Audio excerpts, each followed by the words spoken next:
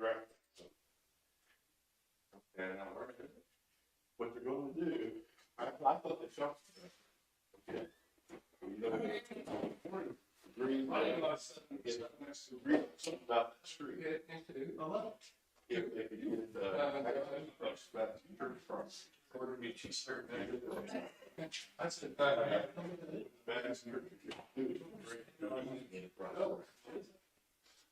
than things, it's a street, signal for that. Yeah, so very well to grant you an easement all along that property.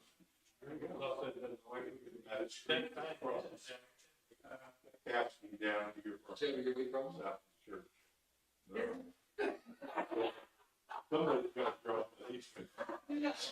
So if you're.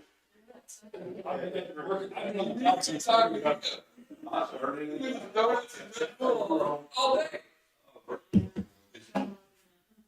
So that we can try to do this, search for someone. Yes. That's a trick. But they did agree that they would do what? They're going to be equal to you and for your unity. So, because it's basically your word. Everybody ready? Pledge allegiance to the flag of the United States of America and to the republic for which it stands, one nation, under God, indivisible, with liberty and justice for all. God, we thank you for the opportunity to come together again today and do the work of the county. Pray your guidance and wisdom. Guide the county commissioners. We ask you to watch over the people of this county and this state as we deal with various crises and various circumstances that are problematic. We ask that you would cause your will to be done in these circumstances. We pray.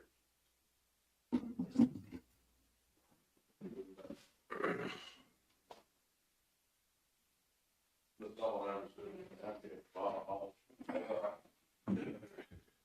Minutes are sitting there, ready?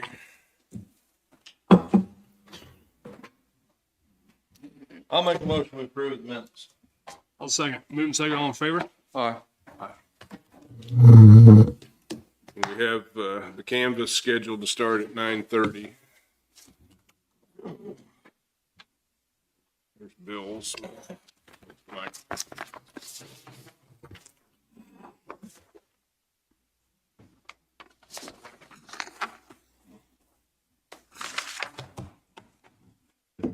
Claims the amount of $621,051.21. My motion to approve. Second. Moving second, all in favor? Aye. Aye.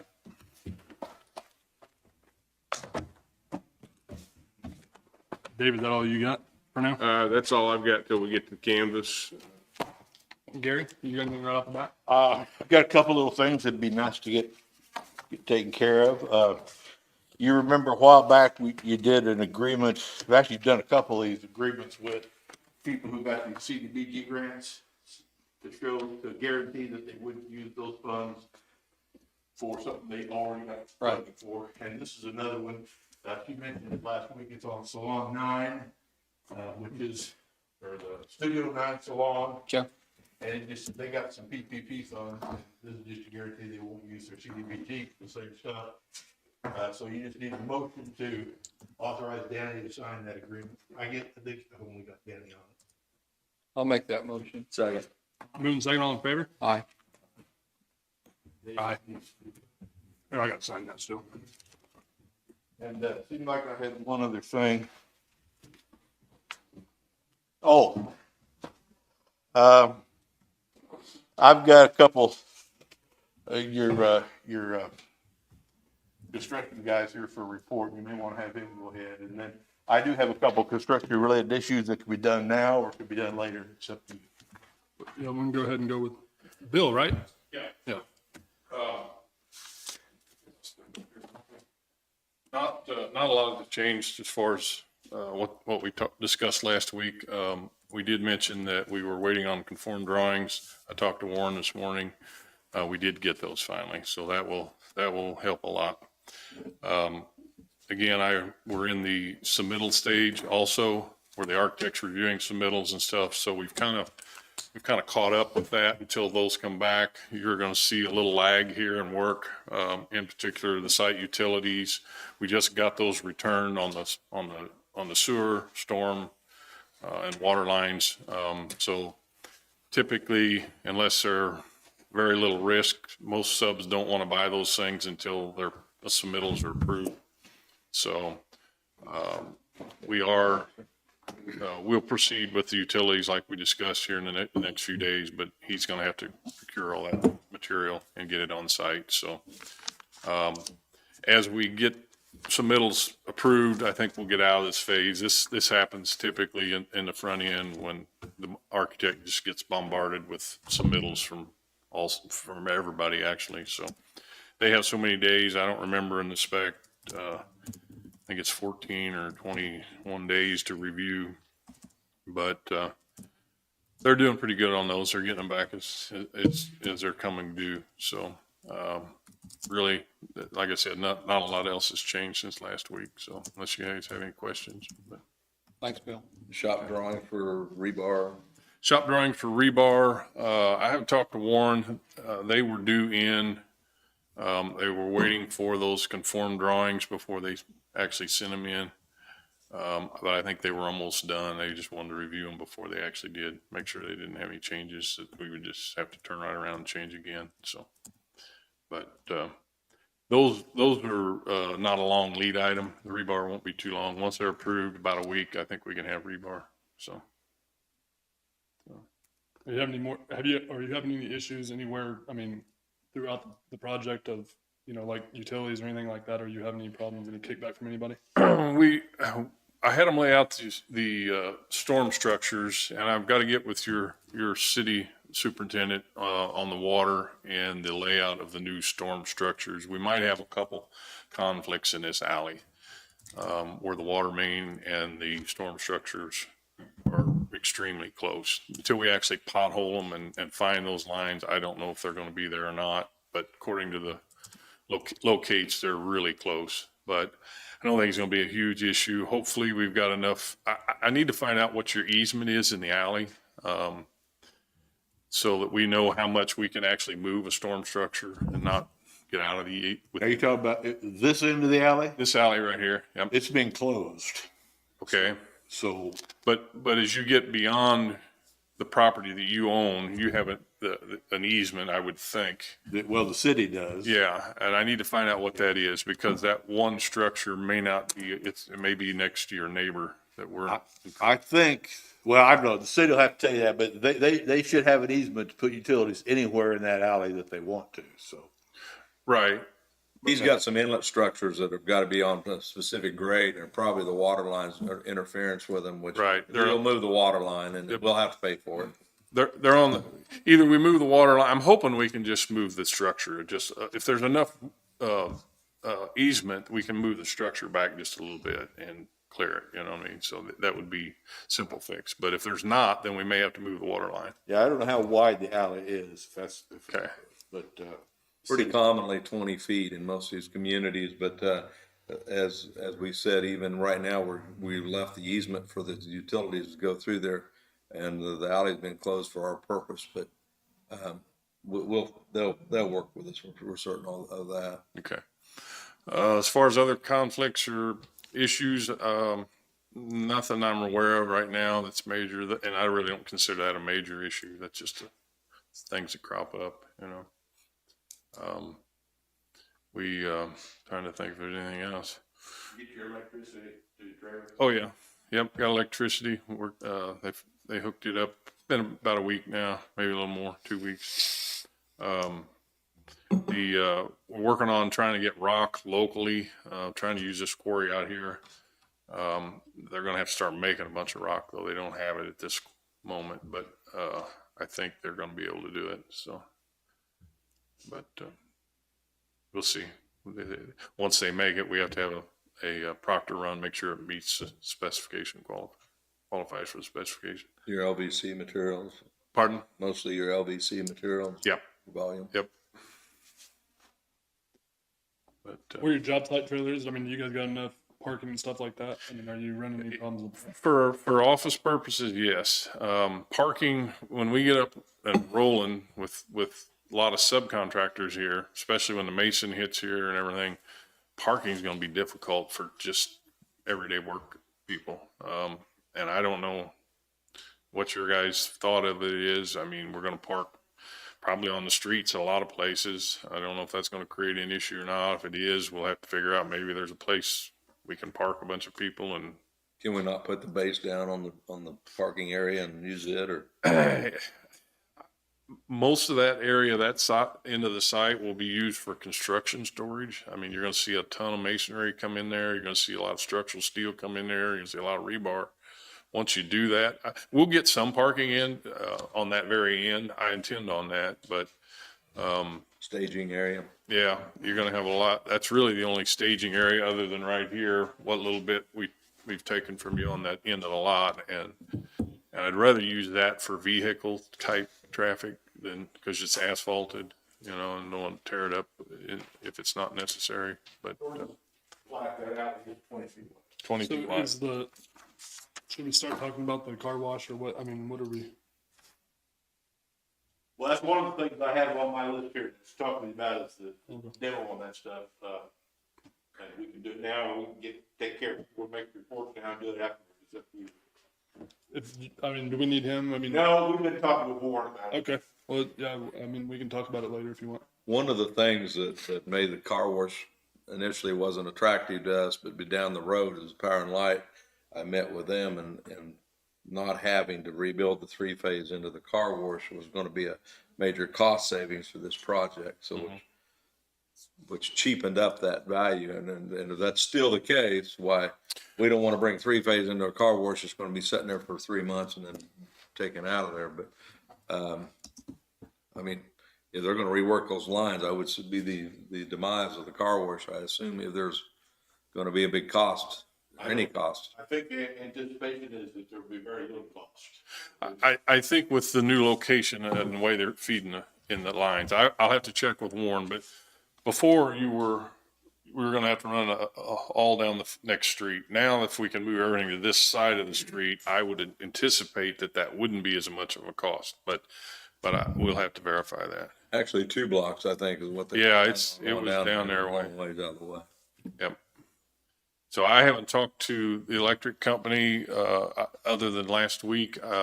Warren said that, he had talked to them and they had sent their drawings up to the engineering like we talked about last week, and he still hadn't got a response. That's But where it stood at the end of the week last week. They were still waiting on the final approval from the electric company's engineers. Right. The lower people had signed off, but the engineers had. The guy that initially did that show up work is now since retired. So yeah, he's in Oklahoma. So yeah, we found that out right away. He just retired prior to our starting. yeah. And it's still our plan to allow River City and contractors to utilize the storage as well as ourselves, right? If there's a need for, yeah, we've got, I think, 5 or 6 units we're using, you know, Kevin. Yes, we don't have any, but we work with IT, they have some I there. think we used 5 or 6, 7 units, but I think the idea was that others need some, we'd make with them. Have you guys been briefed on that? I mean, do you know? Yeah, it was said that could be a possibility. I mentioned it to some of the subs, and they did show some interest in it. So that might be something that would keep some of the connexes or storage buildings away if they can use some of that, which would help. Dave, if being the churches, it's diagonal across the intersection, do you suppose we could approach the church with a commitment that we'd clean up the parking lot at the end of it? If there was, I mean, they'd be wanting to park away from the church for anything anyway, if we wanted to use that end of it. Doesn't hurt to check into it anyway. You could probably give him I mean, if you need the additional parking space for vehicles that are going to be transient in and out, you know. Right. Yeah, I mean, we can see how it works out. I do intend on rocking areas for parking. Don't misunderstand, but it's a tight spot on the rest of the site. There's really no storage. It's all on that end, so it'll get kind of congested down there. But yeah, we can explore that. I don't have anything else for you. You guys can do. Thanks, Thank Bill. you. All right, Hey, thank you guys. where we at? Kevin? Or AMR, whoever wants to go. You guys rock, paper, scissors or something for it? Good morning, Commission. Kevin Friend, Linn County Sheriff. Numbers, we have 27 prisoners currently, 19 in-house and 8 farmed out. I sent you guys some information this early past week.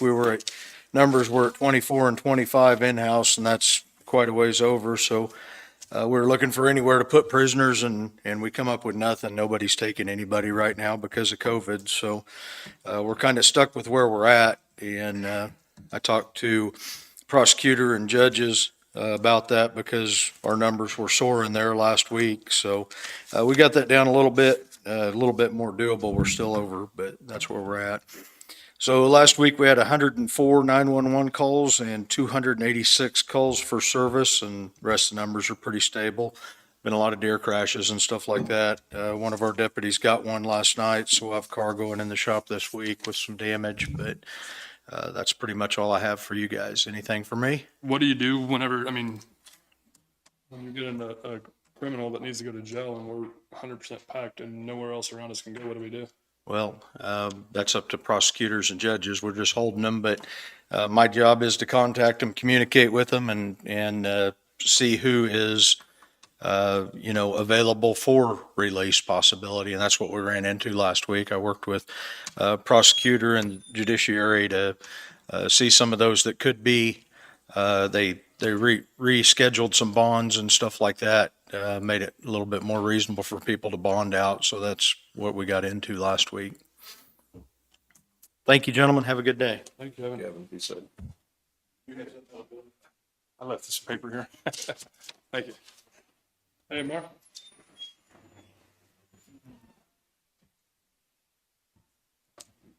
Good morning. Morning.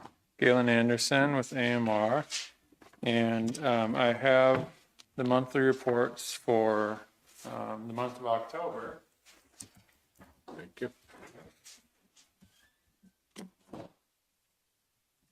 Thank you, sir. You bet.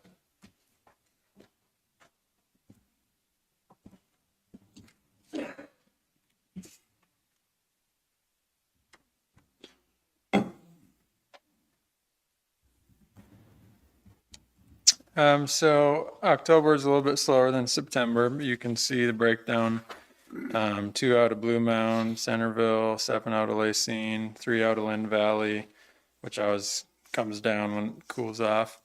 9 out of Mound City, 5 out of Parker, 19 out of Pleasanton, 3 out of Prescott, and then 1 out of a non-city address. So 52 transports total, 95 total requests for service for the month. And then our the next table is average response time by district, 10 minutes and 51 seconds for District 1, 9 minutes 36 seconds for District 2, 15 minutes and 27 seconds for District 3, with the overall response time of 11 minutes and 34 seconds.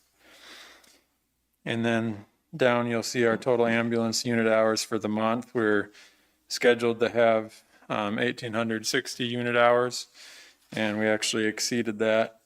And we ended up with 1,902 unit hours, and that was, you recall, there was a few days in the month that we weren't going to have all our paramedic positions filled, and so when that was the case, we put on double EMT staffed units to make up for that, and so that's why you'll see some extra unit hours. So that was the reason behind that. And then in October, we just had 1 flight out by helicopter for the month. And I think in September, if I recall correctly, we had 3, so it was down a little bit from that. We had a lot more activations than that, but only 1 actual flight out. And I spoke with the air ambulance providers that service the county, and they haven't, you recall, last month we implemented a change where instead of activating the first responders to go secure the landing zone right away. We wait till our ambulance crew gets on scene and assesses the patient to determine are we really going to fly or not. And assumed that would, or made a educated guess that would give the first responders enough time to still get to the landing zone. And from our flight crew's perspective, that hasn't caused any negative impact. There is one instance, not in October, but more recently, where all the first responders were busy on scene helping the ambulance crew extricate a patient out of a, well, it amounted to a long walk down a railroad line to get the patient out of where they wrecked their vehicle. But other than that, I haven't heard of any instances that have impacted safety or anything like that at a landing zone for a helicopter. So I'm going to leave these in the back, and what they are is it's a pamphlet for the helicopter provider. Their program directors gave them to me and asked me just to make them available. So the two different air bases that service Linn County, one out of Chanute and then one out of, well, now they're going to be out of Olathe, over South Overland Park area is the other air ambulance. So they're out of the same network, so this would apply to both of them, but essentially it's a membership like we do for the ambulance. And so I just told them that I would make it available and give you a heads up. And it has all the information's in the pamphlet, and it also has a number to call, but folks can essentially buy into a 1 year, 3 year, 5 year, 10-year air ambulance membership. And it's not only good in Linn County, but anywhere where this particular, it's called the Air Med Care Network, is active, and it has a map on it. It's essentially the whole United States. So if you end up traveling out somewhere and with this network, there's a good chance that you'd still have an air provider in that area if you ended up in a car wreck or something and got flown out. But pretty similar as the ambulance membership, to where this covers all the patient responsible amounts. So I'll leave these in the somewhere in the back on the table, and you can take a look if you're interested. And then so far for this month, we're at 30 ambulance transports. I've been trending a little bit busier than October, so I think that's all I have. Do you have anything for me? No. All right. Have a good week.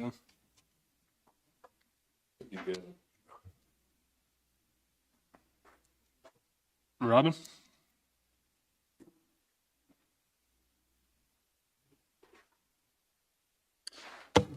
Good morning, Robin Spencer, Public Health Officer.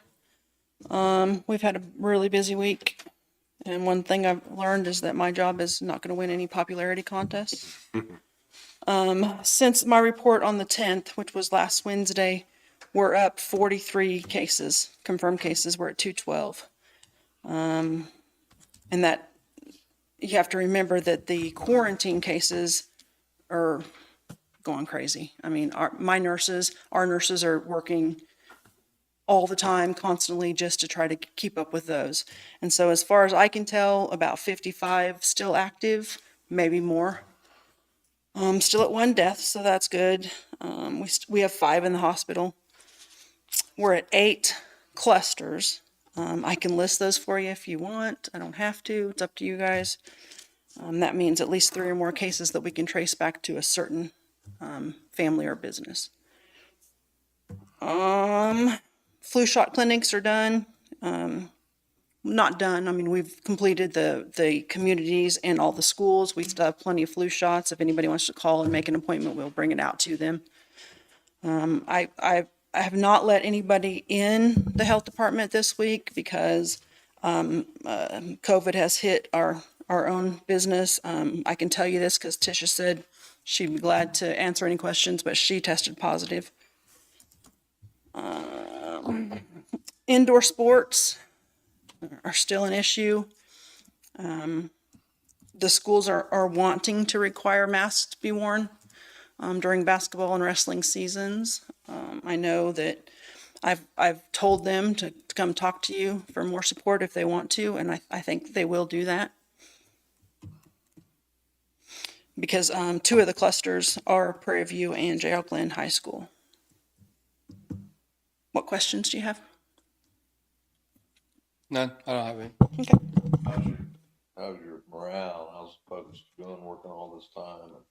At the office, they're great nurses. I mean, they like what they do. They're tired. They're a little bit exhausted, but yeah, it's fine. We're good. So are they working a lot of overtime and stuff like that?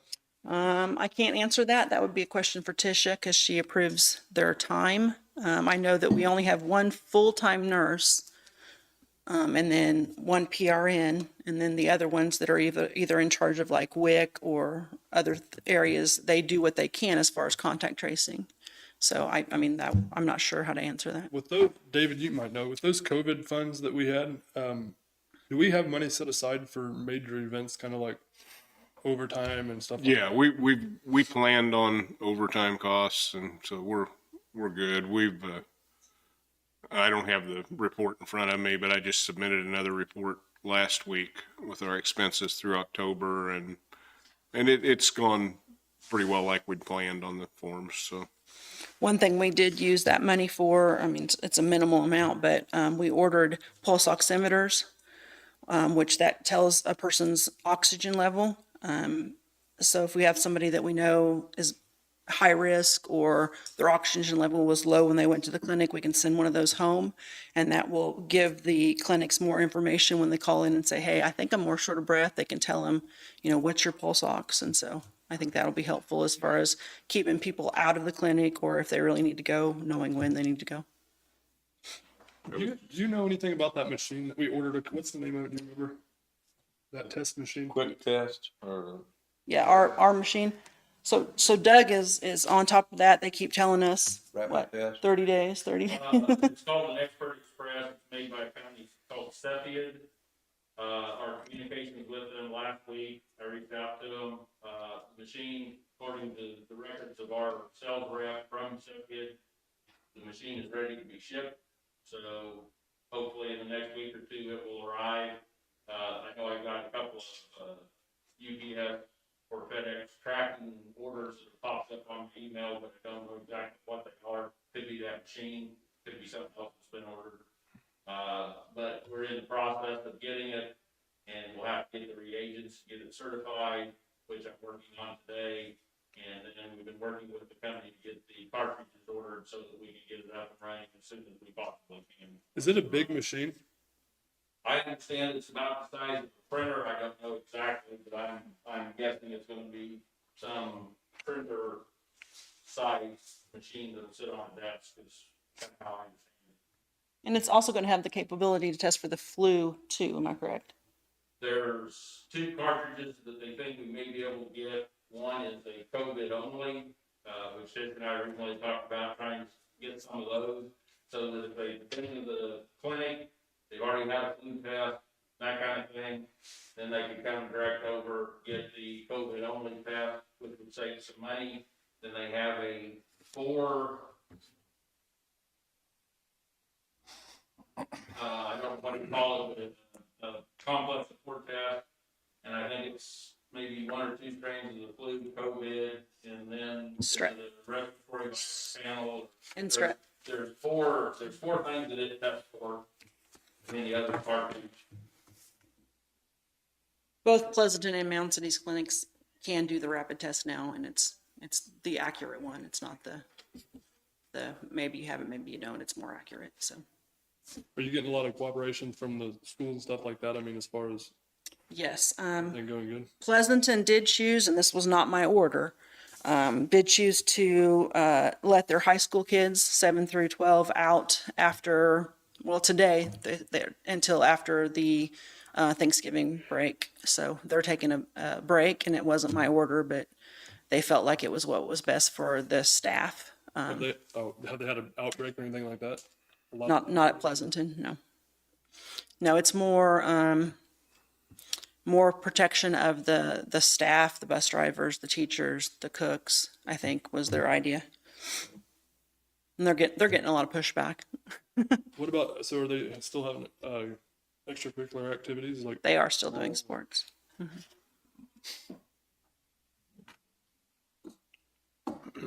And have you got, you say have you been getting a lot of kickback for them? I mean, has people been coming to you over that? Yes, because they at first thought that I made that order and we didn't. The health department did not. I understand why they did it, and I'm not kicking them for it. The superintendents are very on top of things. Prairie View and Jayhawk Glen have both told me that closing school or going remote is the last thing that they want to do. But if you don't have enough teachers or cooks or bus drivers, what are you going to do? And with the holidays coming up, I'm pretty sure that there will probably be a time when they have to shut down for a while.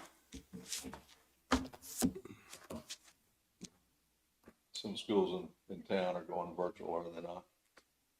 Kansas City area. A lot of them are. Some of them haven't even went back, like Rick mentioned last week. Some of them haven't went back at all yet, but they are.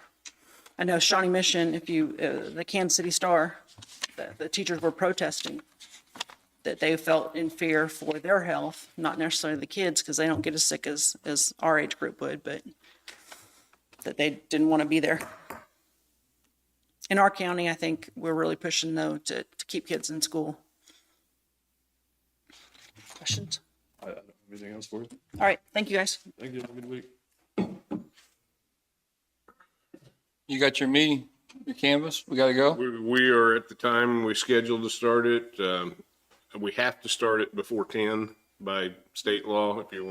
If Doug's got something real Do you quick. get a lot, or do you want to visit with us for a second? One thing.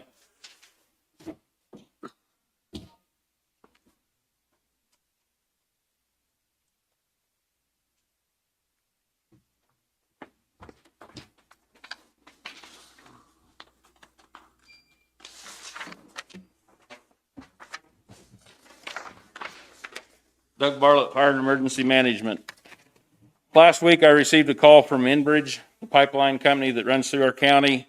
Linda Simons, our emergency planner, had put in for a grant for the CERT trailer. Enbridge has awarded us $7,500 towards the purchase of a trailer to use for the CERT team, Citizens Emergency Response Team. She based it off of a bid she had gotten from Neil Manufacturing. The price is shown on your sheet. I don't know if we want to announce that. That is a quote from Neil. We did not reach out and get bids from a number of manufacturers. If you're willing to let us go with the local company and the local price, that's what it would be.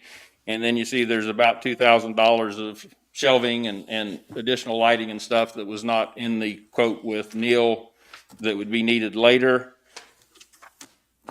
Would that be something we installed later, or would we give to him to? That's something we would look at either having him do or perhaps some of the stuff we could do ourselves.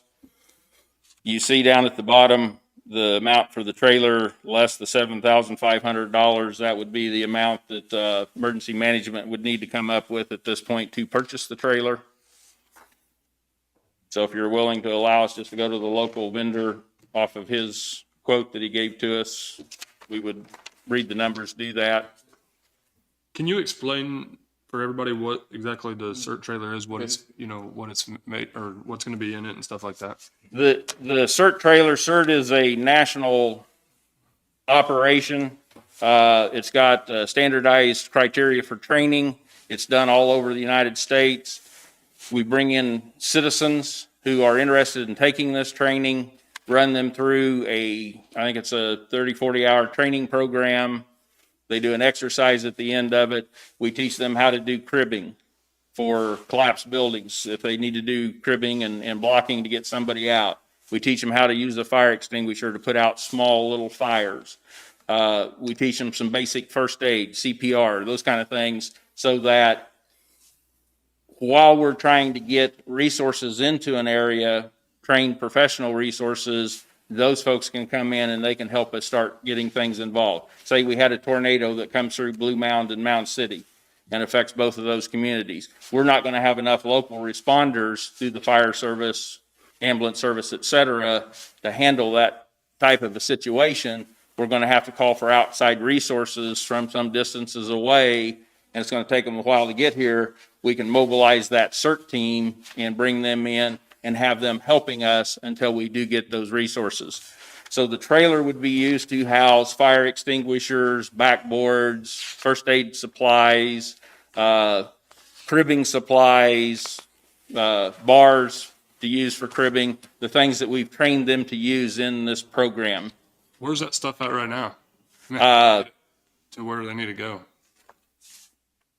We are working to get the program set up. We'd actually got it off and running, and then, of course, COVID hit, so we've stopped the training for the time being, but we still did apply for the grant. There's $7,500 in our budget to buy those materials with that we've transferred for a couple of years forward into the next year. While we were working on getting the trailer's something we hadn't budgeted for, but having got a grant for it, I can come up with the $1,800 or $3,800 that it would take in total to get it online using the grant from Enbridge. Which when you say the CERT team and the CERT effort, it parallels the local emergency preparedness committee. I mean, it's a Yes. different function, but it obviously it's something that we do as. They can also go out and help with parades, community activities. There's a number of things that they can do in addition to responding to a disaster. Do you get a lot of volunteers for that? Or I mean, how do people know they can do it, or what? We've advertised it when we were doing the training. We've advertised it in the newspaper. It's by word of mouth.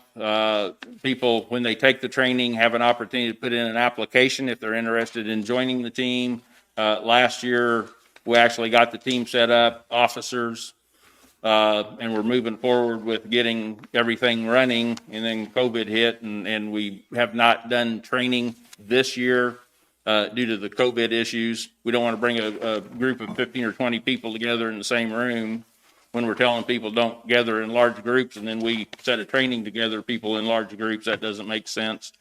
We're looking at, some of the counties are trying to do it via Zoom or other type platforms. So we're looking at how well that's working for them and looking to see if that's something we could do to keep it going, keep it moving.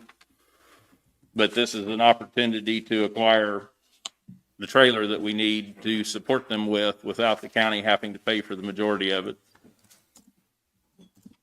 And you said we don't already have the supplies though?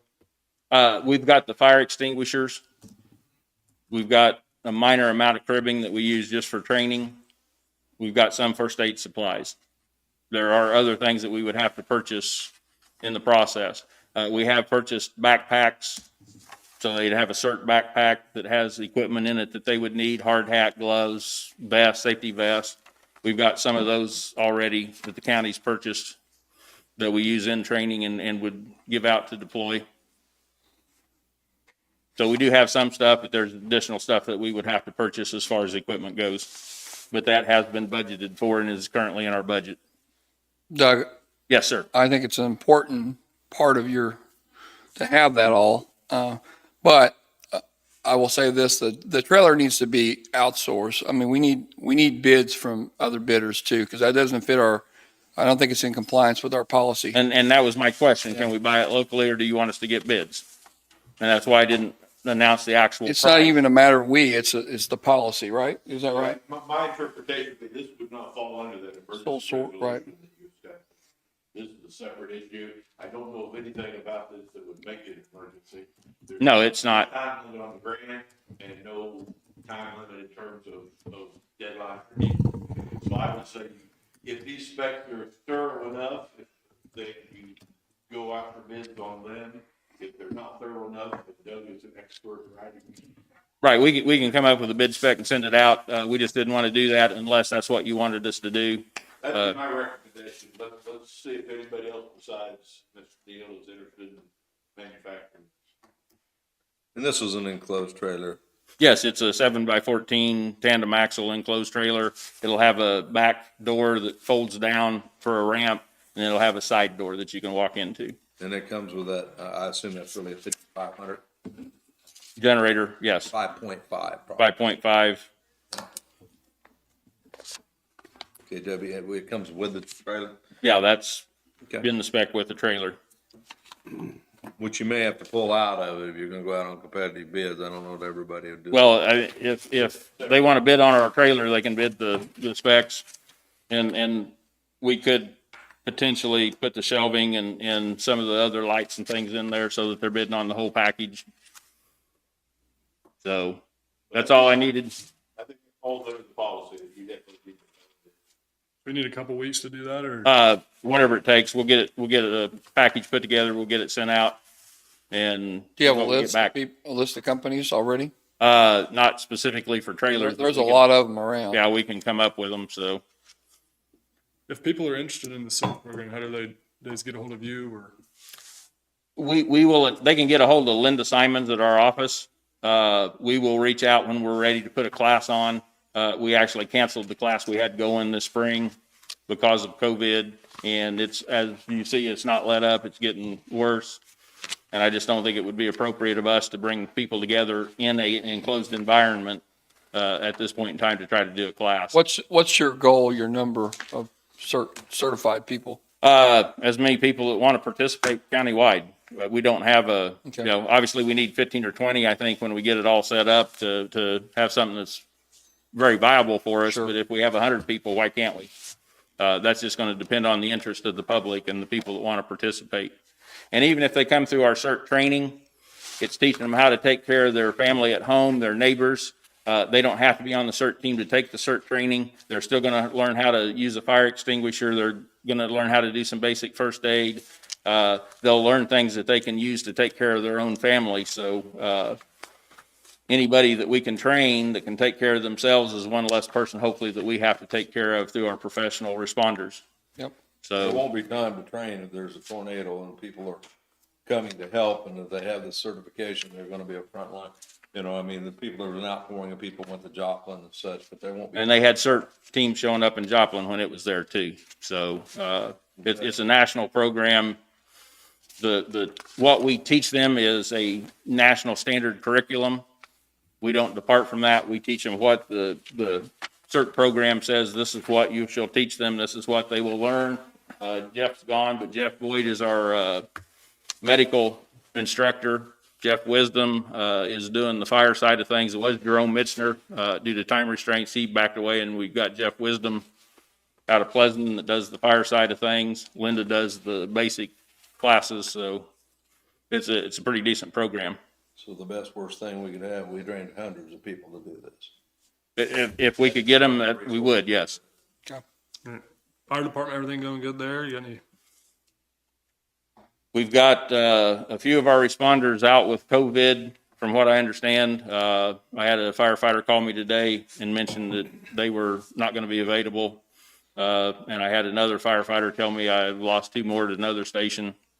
So I've rumors or actual fact firefighters with COVID that are not available. But other than that, we're still getting along and getting by. Our truck may be mid-December at this point, or 2 trucks that we've got ordered. Hopefully they'll arrive by then. I will not be going to South Dakota, as we talked about here a few weeks ago, because that's on a travel ban at this point. I'd have to quarantine if I went up there. So their plan now is to do the inspections virtually.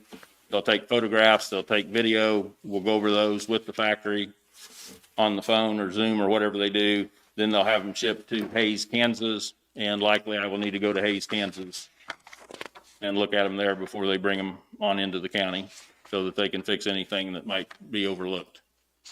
They got an outlet out there, like a manufacturer. Hays is the company that's selling that Rosenbauer fire truck. So they're the company that we purchased the truck from. The dealer, I got you. The dealer, yes.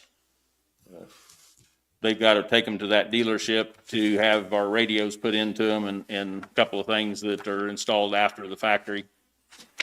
So that when they show up here, they will be ready to go. The deck guns is the other thing that because we're taking our deck guns off our trucks and they will be put on the new truck. And again, that was something we talked about at the time, but it saves several $1,000s to reuse our equipment as opposed to buying new ones.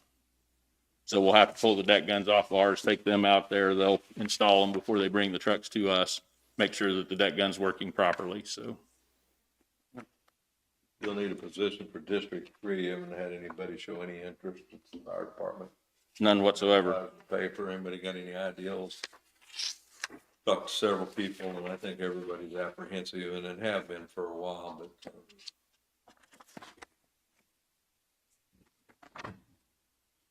at large? No, it's your non-fire person is the one that we're trying to fill. I did speak with Kemper, but he's, He's still on the fire department, so. I mean, is there any requirements that we need to have someone in that spot? I mean, it looks like it's been on the list for a while. I mean, is there? Each district has one person who is a fire department member and one person who is not a fire department. And it's the non-fire department member, so there's no other requirement to say. And then there's One at-large, that I believe, if I remember correctly, is Mike Verben from Pleasanton is your at-large position. he's active, is he not? Mhm. Yeah, all 6 members that we have are active.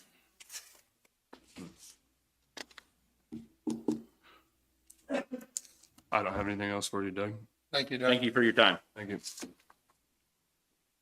All right, David. All right, so we need a motion to recess from the Board of Commission meeting and reconvene as the Board of Canvassers. I'll make a motion that we recess from commissioners and reconvene as the canvassers. Second. Move and second, all in favor? Aye. We're going across the street, right? Well, not yet. We're gonna Oh. look at some numbers first. I've got 3 copies of the abstract here. Smoke a cigarette. Gotta make a little hole in it.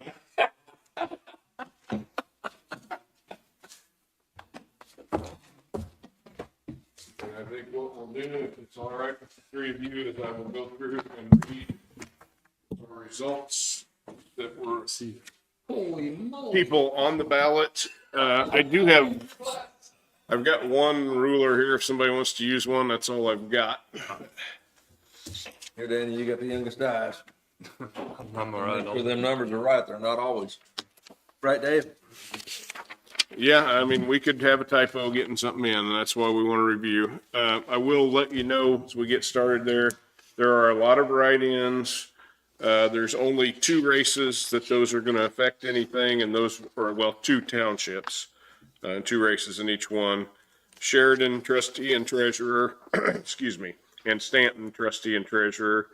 And at the moment, we don't have a clear winner in Sheridan because there were several people with the same amount of write-ins.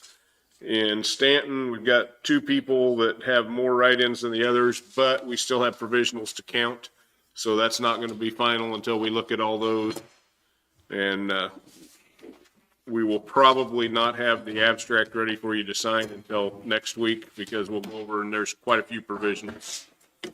So if you're ready to check the machine results or the totals on here, we'll start with presidential race and just go right down the list. You can look clear over at the right side for the grand total for that person. So for president, Jorgensen and Cohen, 101. Trump and Pence, 3962. Biden and Harris, 881. Then we'll go to Senate. Jason Buckley, 327. Roger Marshall, 3605. Barbara Bollier, 979. U.S. Representative Robert Garrard, 280. Jake LaTurner, 3741. Michelle De La Isla, I'm not sure if I'm pronouncing that right or not, 861. State Senate, 12th District, Mike Bruner, 873. Karen Tyson, 4020. State Rep, 4th District, Trevor Jacobs, 3325. Bill Meyer, 819. State Rep, 5th District, Mark Samsel, 515. Roger Sims, 219. Then we go to Commission, District 2, Danny McCullough, 1390. District 3, James Johnson, 1256. Charlene Sims, 407. Clerk, David Lamb, 4559. Treasurer, Janet Clevenow, 4549. Register of Deeds, Christy Schmitz, 4551. Attorney, Burton Harding, 4415. Sheriff, Kevin Friend, 3335. Leroy McConico, 1543. Okay, do you guys have judges next or township races? Supreme Court Justice. Okay, so I'll drop down to the judges. So Supreme Court would be Rosen, and these are all yes and no, so I'll read the yeses first and then the nos. 2686 to 1835. Warner, 2858 to 1671. Bruns, 3064 to 1472. Atchison, 2581 to 1900. Arnold Berger, 2553 to 1916. Gardner, 3103 to 1380. Johnson, and this is the local judges now, 3364 to 1185. Ward, 3198 to 1271. Montgomery, 3120 to 1322. Then we have a bunch of township races. We will start with Centerville. Trustee, David Eastwood, 225. Treasurer, Brenda Connor, 224. Liberty, Trustee, Sherry Dunlop, 462. Treasurer, Barbara Hines, 443. Lincoln, Mike Van Black, 1124. And then for Treasurer, Mindy Sire, 1134. Mound City, Trustee, Kathy Workman, 642. Treasurer, Carol Wood, 652. Harris, Trustee, Carmen Self, 251. Treasurer, Jean Peterson, 247. Potosi, Trustee, Joyce Hazelbaker, 808. Treasurer, Steve Ellis, 813. Scott, Trustee, Robert Burns, 277. Treasurer, Arlene Mick, 370. For Sheridan, it's all write-ins, and for Stanton, it's all write-ins. So then we have Valley, Trustee Ann Garrett, 38, and Treasurer Wayne Cox, 38. Did you say Blue Mounds? I may have missed it. That was the first one. I have Pollyann Yates with 213 and Brenda Beth with 217. Yeah, I think we jumped it. I may have skipped over that one. Okay, so any issues with any of those numbers? All right, the other thing I want to do before we go across is review the provisional and let you know what we've got on that. These are not going to show up on there anywhere. I'll just read off what I have. We had a total of 151 provisional ballots. I have 49 that we are going to recommend not to count. 44 of those were not registered. 3 of them did not provide photo ID, and they had until today to bring it in and provide it to us, and they have not, at least unless it's happened since I came over here. And then I have 2 that voted in the wrong county. So we will recommend to not count those 49 ballots. We have 102 that we want to count. Some of them are going to be partial counts because of the wrong precinct. So I have 56 that were just address changes. I have 12 that was a name change. I have 7 that were poll worker errors, which in that case would be the poll workers made them vote provisional when they shouldn't have. We have 16 that we sent them a mail ballot and then they showed up at the poll to vote, but they never returned the mail ballot, so we can count their vote at the polls. We have 2 that their mail ballots were returned as undeliverable and then they voted at the polls, so that's okay to vote at the polls in that case. We have 6 that voted in the wrong precinct, so those would be the ones that we'll have to partial count. So we'll have a board over there that hand counts those. And then we have 3 that it appears that the poll worker checked the wrong voter in the poll book. And we've looked at the signatures to verify, so we're confident that they are good ballots. That was just, they checked the wrong line on the poll book when they checked them in, and that's why they made them vote provisional. So with that, my recommendation is to not count 49 ballots, count the remaining 102, with 6 of those being partial count due to an incorrect ballot style. So what I'd like to have is a motion to approve that recommendation, if you are okay with it. I'll make that motion. Second.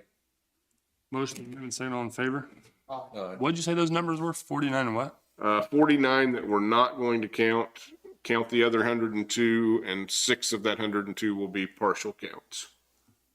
And we're going over to watch the count now. Okay, so now we need to go over so they can open those provisionals and run them through. You guys can stay and watch them go through.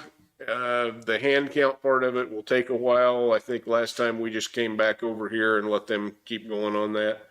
So, Because there'll be poll watchers in there watching them do this, right?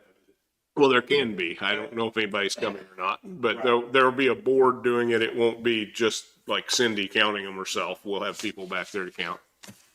So with that, if you're ready to head across the street, we'll go over and do that.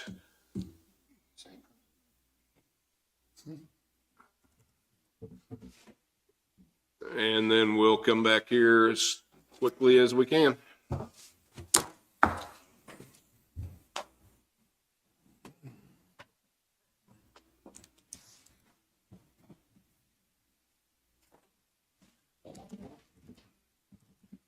Oh, it's an address door. You gotta go get out.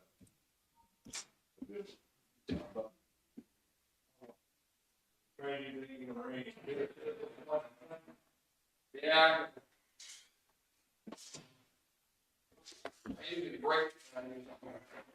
Gather this stuff up and take it with me.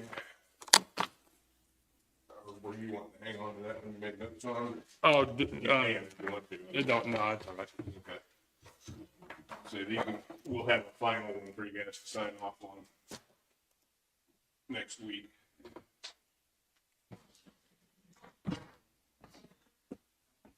Jim, you're welcome to come across too if you want to. As a candidate, you are allowed to watch what's going on, or you can appoint people to do it. I trust you. I hope so. David, this is a stupid question, but I've never done these before. Am I allowed to go over? Yep. Am I allowed to take photos? Not that it would show any ballots. You could like have the room with everybody in there or something, but we don't want any images of an actual ballot showing. No, I would not take a picture of the ballot. I just. But yeah, like if you want to stand back, and just kind of catch the room with everybody in there or something, that's fine. Awesome. That'd be great.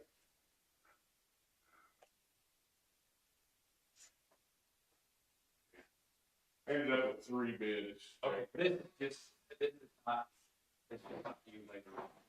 It's us doing this meeting or anything. Just a question.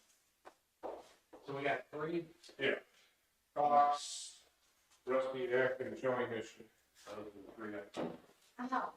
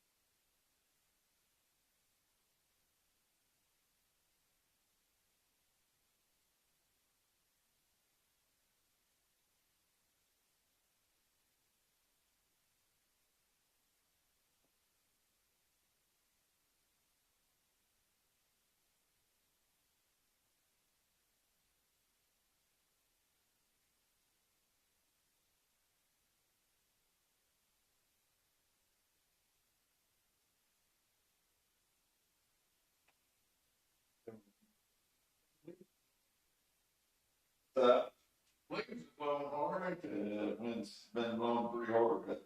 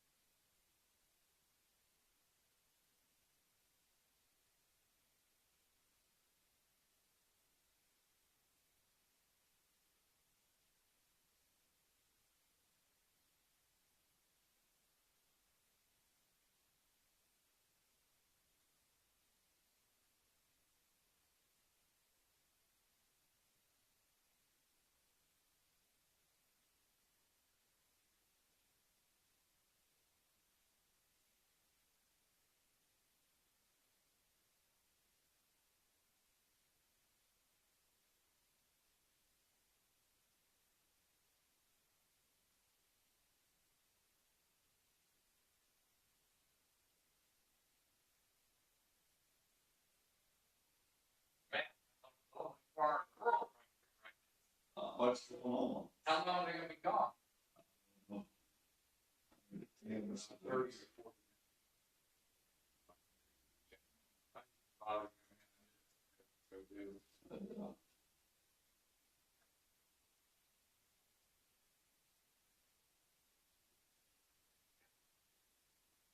A little bit at a time.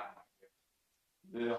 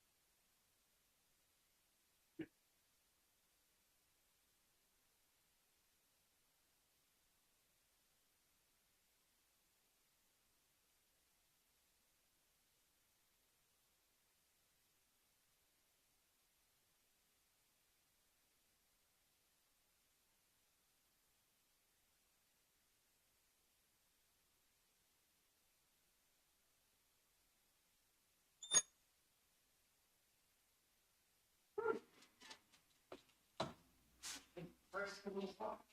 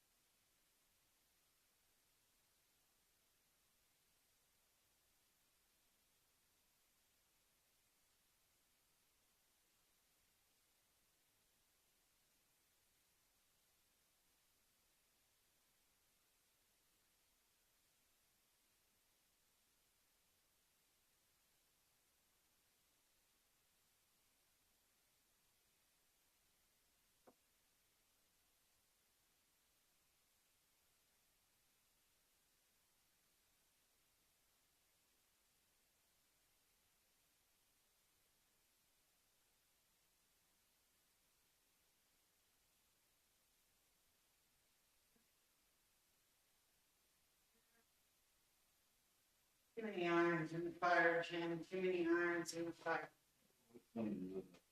Oh, well, you know, I work for the paper, I'm the chairperson for the Linn County Children's Coalition, and plus I'm raising a 13-year-old granddaughter. Oh, that keeps you busy then. Yeah, so, you know, I'm constantly hopping from one thing to Where's another, your it mother? feels like, Where's but, your mother? huh? Where's your mother? She's involved, she just lives with me, Yeah, I see. but is what it is. It's, Jackie, when Jazz was little, Jackie moved to up there where the amphitheater is, Bonner Springs. Bonner Springs. Can't think today apparently, and took a job up there and opted to leave Jazz with me till she got settled and could figure out daycare, and 3 months turned into 5 months, and instead of moving Jazz up with her, she moved home because she couldn't stand it up there. And then they were both there, and then we said, well, okay, you get you a job in Fort Scott, get settled, and we'll move her down. Right now, everything's cool. Well, by the time that was all done, Jess didn't want no part of living with her mom. She'd been at my house long enough for her, that was home. Friends are too, they get their friends, it's kind of. You know, we tried, we put her down at mom's, and she cried and cried and cried and cried and cried and cried and cried. And 4 o'clock in the morning, Jackie's calling me going, how do you get her to go to sleep? And I'm like, put her to bed and tell her to go to sleep. Well, she ain't doing it for me. I was like, well, you've got her in her bed, right? Yes. I said, well, I don't know. And then it's like 3, 4 nights in a row of this. And every night she's calling me, I can't get her to go to sleep. Will you talk to her? Will you talk to her? And I talked to her until she fell asleep. And it just got to be more of a fight than it was worth. And I finally told her, you know what, just bring her back. 18 years goes pretty quick, that's what time you got. Yes, it does. Goes You know, fast. that seems like it was just yesterday and she was a year old. And now she's 13, so. Next 5 will go faster, as you know. Uh-huh, and she'll be gone, off to college or whatever. It goes fast. My wife always said it took forever to get them the 2 out of diapers, and the next 16 flew by. Yeah. That's about the side of it too, it really is, unfortunately. It does go fast. The older I get, the faster it goes.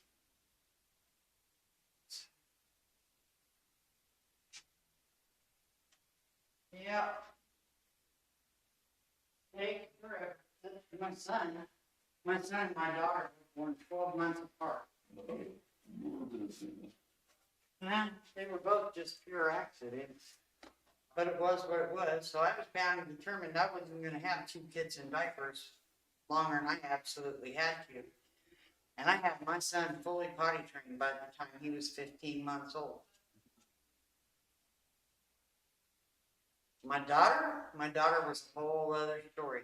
She was that kid that would get busy playing outside and wouldn't stop to take the time to come in and go to the bathroom. It was easier just to wet herself. It's like, you know what? When you do that, then you don't get to go out and play. Because if you're not going to actually come in and go to the bathroom, you don't need to go outside to play.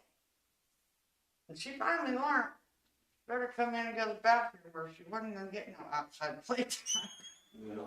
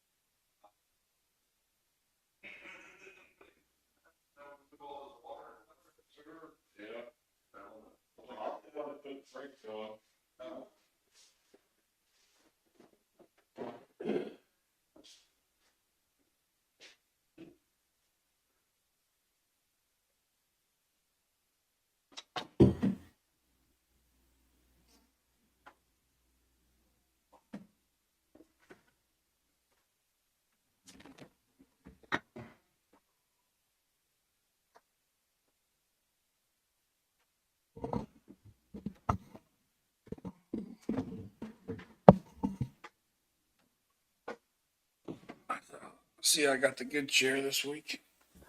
Sinks all the way to the ground.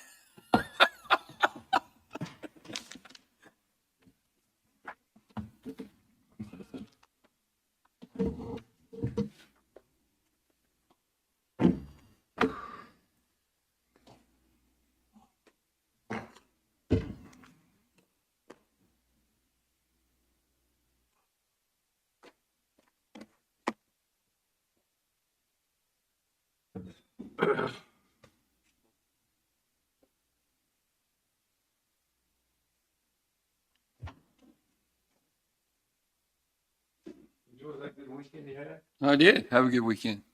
Yeah. Appreciate it.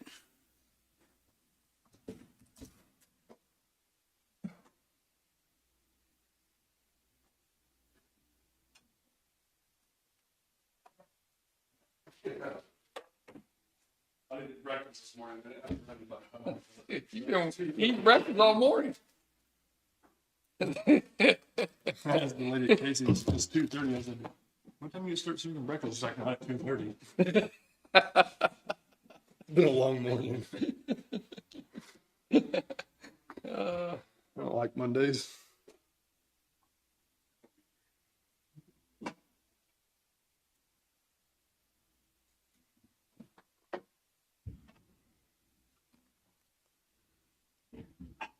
Thanks for that map, that helps me a lot.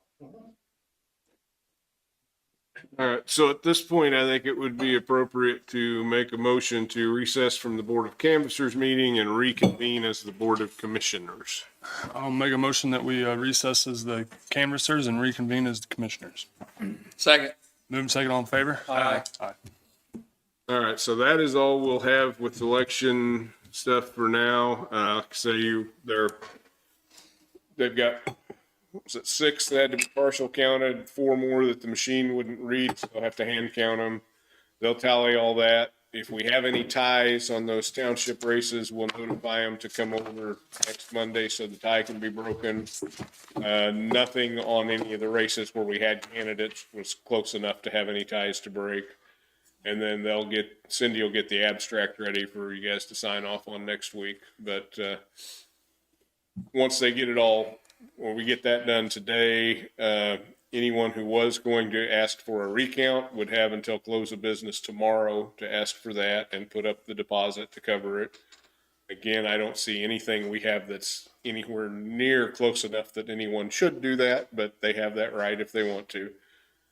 So once that deadline passes tomorrow, I'll go ahead and start working on the certificates to get out to everybody that was elected. And then for all county offices, the second Monday in January will be when everybody gets sworn in.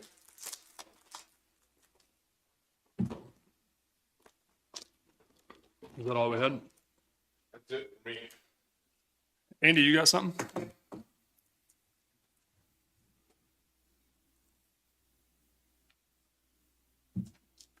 I've received lot split application 20-13. I'm ready to approve it. Save one thing. There's not enough right of way for me to prove it, so they've dedicated me to the county, a half mile of right of way along 1250 road, west of 1077.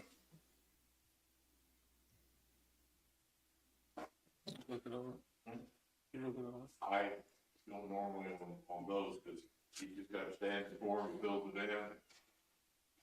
Which is just south of Centerville. Clark. So all we have to do is make a motion to accept the right of way, the grant of right of way. That's all you're doing. So moved. Second. Move and second, all in favor? Aye. Everything else going good, Andy? Yeah, surprisingly busy. Andy, I got your names here.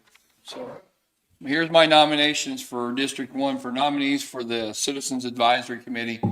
One's Clint McCammon. He's a small business owner, does septic systems and then different projects with backhoe stuff. He also has the knowledge because he was a police officer at one time, part-time. He also does some farming. He has at least farming background.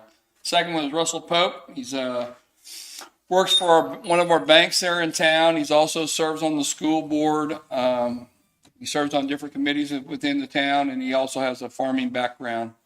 The third person was Christine T. Garden, a small business owner, owns Truly Insurance, the 3 different insurance companies around. She also serves on the Economic Development Board, has a background or at least access to school matters, as her husband is obviously is on the school board and farming as well. And then a new person, fairly new to our community, only a few years here, Gretchen Day, who has a commercial banking background, and pretty soon she'll probably take a job with the Small Business Administration as well, working from home. She has some knowledge on green energy. As you know, she was here on the windmill project, and she owns her and her husband own a small hobby farm outside Lacine, and they sell products through that. And her husband's also a dentist, which, gives us a little bit of medical stuff as far as dentistry. So I think those 4 I would like to nominate to serve on the Citizens Advisory Committee for the comprehensive plan. Is any questions on it? No. So that would be my motion, that we go ahead and appoint them in writing as committee members. I'll second his motion. Motion been moved and second. All in favor? Aye. All right. That was good. Now I know what to go off of. You want a copy? I got their contact info and all that. As soon as everybody else gets some.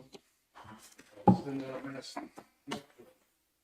I've got 3 of mine. The other person hasn't responded back to me, so I'll. I just gotta get mine on the notebook paper like Rick did. That's it. Already got my names.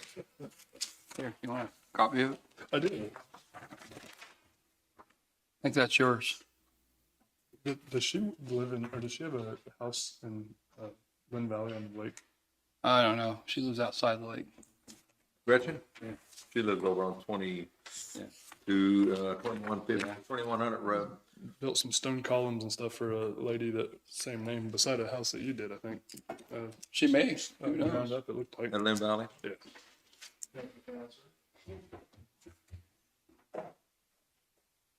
Thank you. Thank you.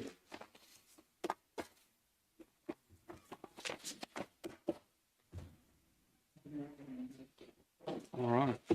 We got a few people walked in. You want to go ahead and, before we get into Jackie, open it up to public comment? At this time, we're going to open it up to public comment to anybody that wants to speak or has anything to say.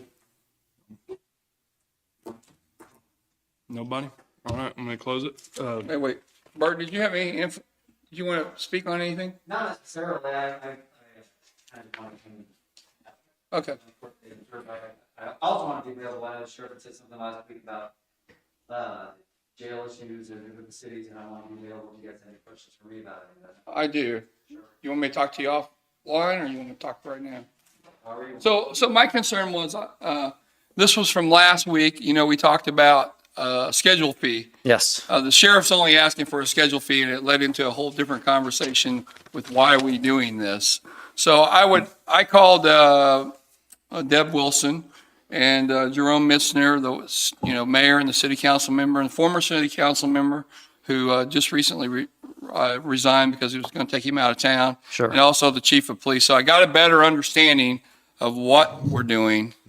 But can you tell me why we would want to do that as a county, other than to profit off of the cities? Well, I don't think that the profit is a motivation. I think that there's a lot of reasons, and it's hard to kind of pick apart. But from the county's perspective, I think that there's going to be, number one, if the cities are handling more of their own issues, then that clears up a lot of the bottlenecks and clogs that go along the district court. So that's a less stress and a burden off on the judges and bailiffs and court staff and sheriff's department and everything. That we got a bunch of defense attorneys who are asking for more money every year because the caseload keeps going up, and if we can diffuse some of that burden and some of that cost and some of those bottlenecks to the cities, then I think from the county's perspective, that's a win. In addition, I think I heard a question last week about what this would do to the jail population. And I think Mr. Thompson made a comment that I agree with, that it, in theory, won't change the jail population because it's the same people who would have been arrested and charged Incarcerated. anyway, only now it's the, but so, which is a bonus to the county, which is if there are 10 people in there on a city warrant rather than a county warrant, and one of them gets sick or breaks an arm or whatever, then that's the city's liability rather than the county's liability to deal with. If we allow it, yeah. If you allow it, that's Yeah. right. And then in addition, I think that it'll have an effect of actually decreasing the jail population to some extent because the cities aren't going to be as willing or able to house people for 60 or 90 days pending a trial. I mean, they're going to kind of want to move those people pretty quick. I'm thinking that if people are booked in on city warrants, you're going to look at an average of a 8 to 24 hour turnaround, maybe 48 hours at the most on the high end, I guess. But so I just think that there'll be a lot of savings to the county, a lot of easing the burden of the county, less liability of the county. And again, from the city's perspective, they like that because I think it gives them more control over their cases. As the city attorney for Pleasanton, I've seen cases where we've got a real problem person that needs to be dealt with, but they'll go up to district court and they're just kind of handled, just As they pile up, right. That's right. And sometimes those people need a special touch or they need something that kind of conforms with the problems that the city's having. So there's that. I think, and again, I think that revenue is the wrong way to look at it. The way I see it is if anyone is in any city charged with a crime and convicted and given a fine, if it was in district court, all those fines go to Topeka. In municipal court, those fines stay in the county. So it's not so much about revenue so much as it is Linn County money stays in Linn County and is spent in Linn County and instead of. But the eagerness, I would say, Burton, is the motive seems, and of course we have no say in it, and that's okay. I'm not for a scheduling fee. I think we should, if there are residents in Linn County, I think it should remain with Linn County, and there shouldn't be a fee. And if the cities are going to, and here's the impression I got from the individuals I talked to, it was a profit maker for the residents of that town. They'll have the opportunity to charge more people, and they won't have to go through district court, and the county attorney won't have to sort and say, look, you don't have enough. This isn't a priority for me right now. I have felonies and other things, and I understand that. But I look at it as it's an opportunity for you guys to start profiting. That's exactly what I got out of the individuals I got. It was just a great opportunity to increase, and they only have 25 to 30 cases a year that come here now to Linn County from Lacine, but with the, what's it called, the UPUC or something like that? Yeah. That increases the opportunity for them to charge tremendous amount of cases if they chose to the residents, and costing them, and court costs and all that. So I feel that they're looking at it wrong. I have no say in it, but I don't think as county commissioners we should be charging our cities because they pay a tax already. Sure. They pay a property tax, and that's one of the very few things that they're afforded that opportunity. They pay property tax, and what we give them in return is very little. And I guess, obviously I wasn't part of this conversation, so I can't speak to that, but that surprises me a little bit to hear that because the conversations that I've had, in fact, I had suggested in the spring of 2019 that this is something the cities might look at doing, and obviously we're almost 2021 and not there. There's been a lot of pushback's not the right word, but questions about,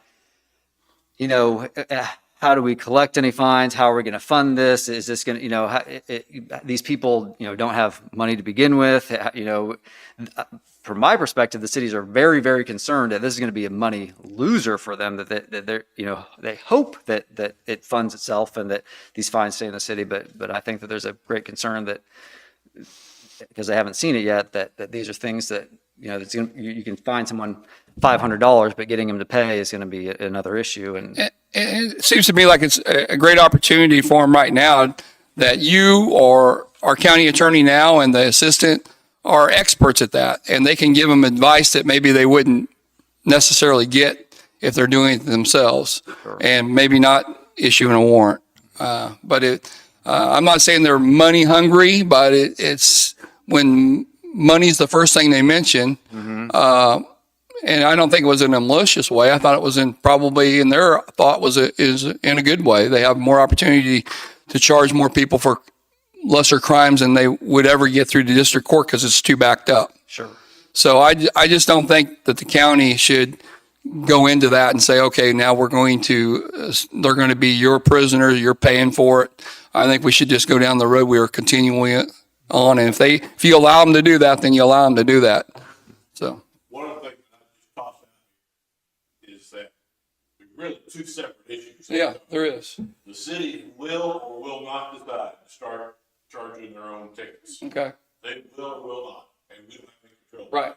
And then, so the second question is, if they decide to start charging their own, then we decide, do we charge them or do we not charge them for their prison? Right. And those are really separate issues, although Sure. they're connected. And so, if the cities are committed to doing this one way or another, then it comes to you guys, do you charge them? I would not be in favor of charging. I think they should remain with the county, with the sheriff's department. And really, to take your example, where I don't know how many times I've seen communities get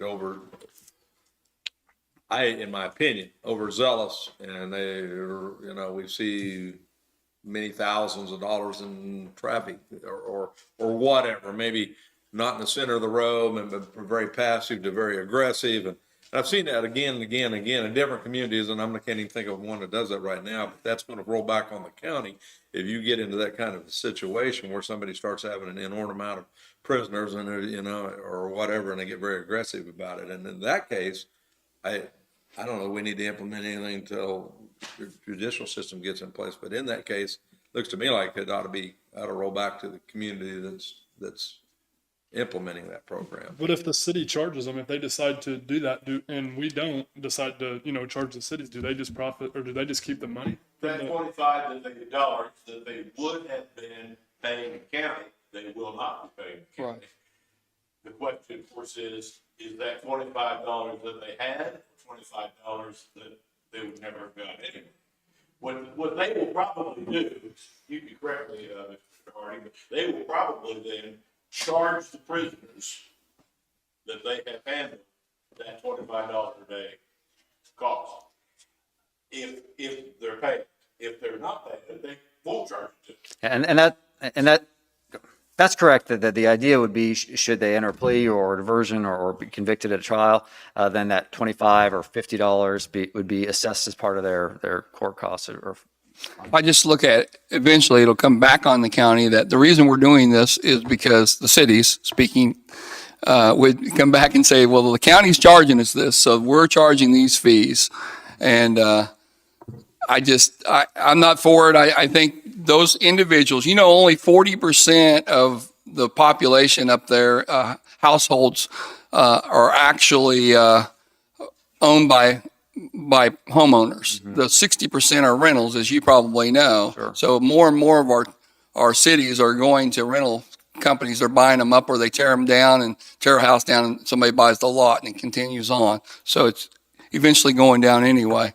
But they already pay a property tax, and we provide them that. We provide them a stipend from economic development, and of course our fire departments, even though they have their own, most of them firemen are also on the county as well. So, I mean, we do very little, and it's a lot of money that we collect within the city and on property tax. So I'm not for it. Right. And to be clear, I'm not advocating. No, I know you're not. I'm just giving you the And information. I'm just giving you my spiel on what I would like to see. And the sheriff's on here. It's probably not fair to, because he asked what the scheduling fee, and that's all he was asking. Mm-hmm. But all the other stuff came up as why.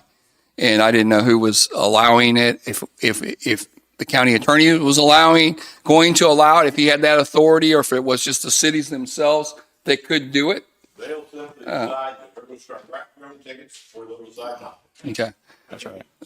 I was city attorney in several of these cities for a long time, and assiduously did not allow my officers to do it, because I didn't want to prosecute. Right. Not just that I was lazy, but that I could see that there we'd have to often have Right. to provide them with an attorney.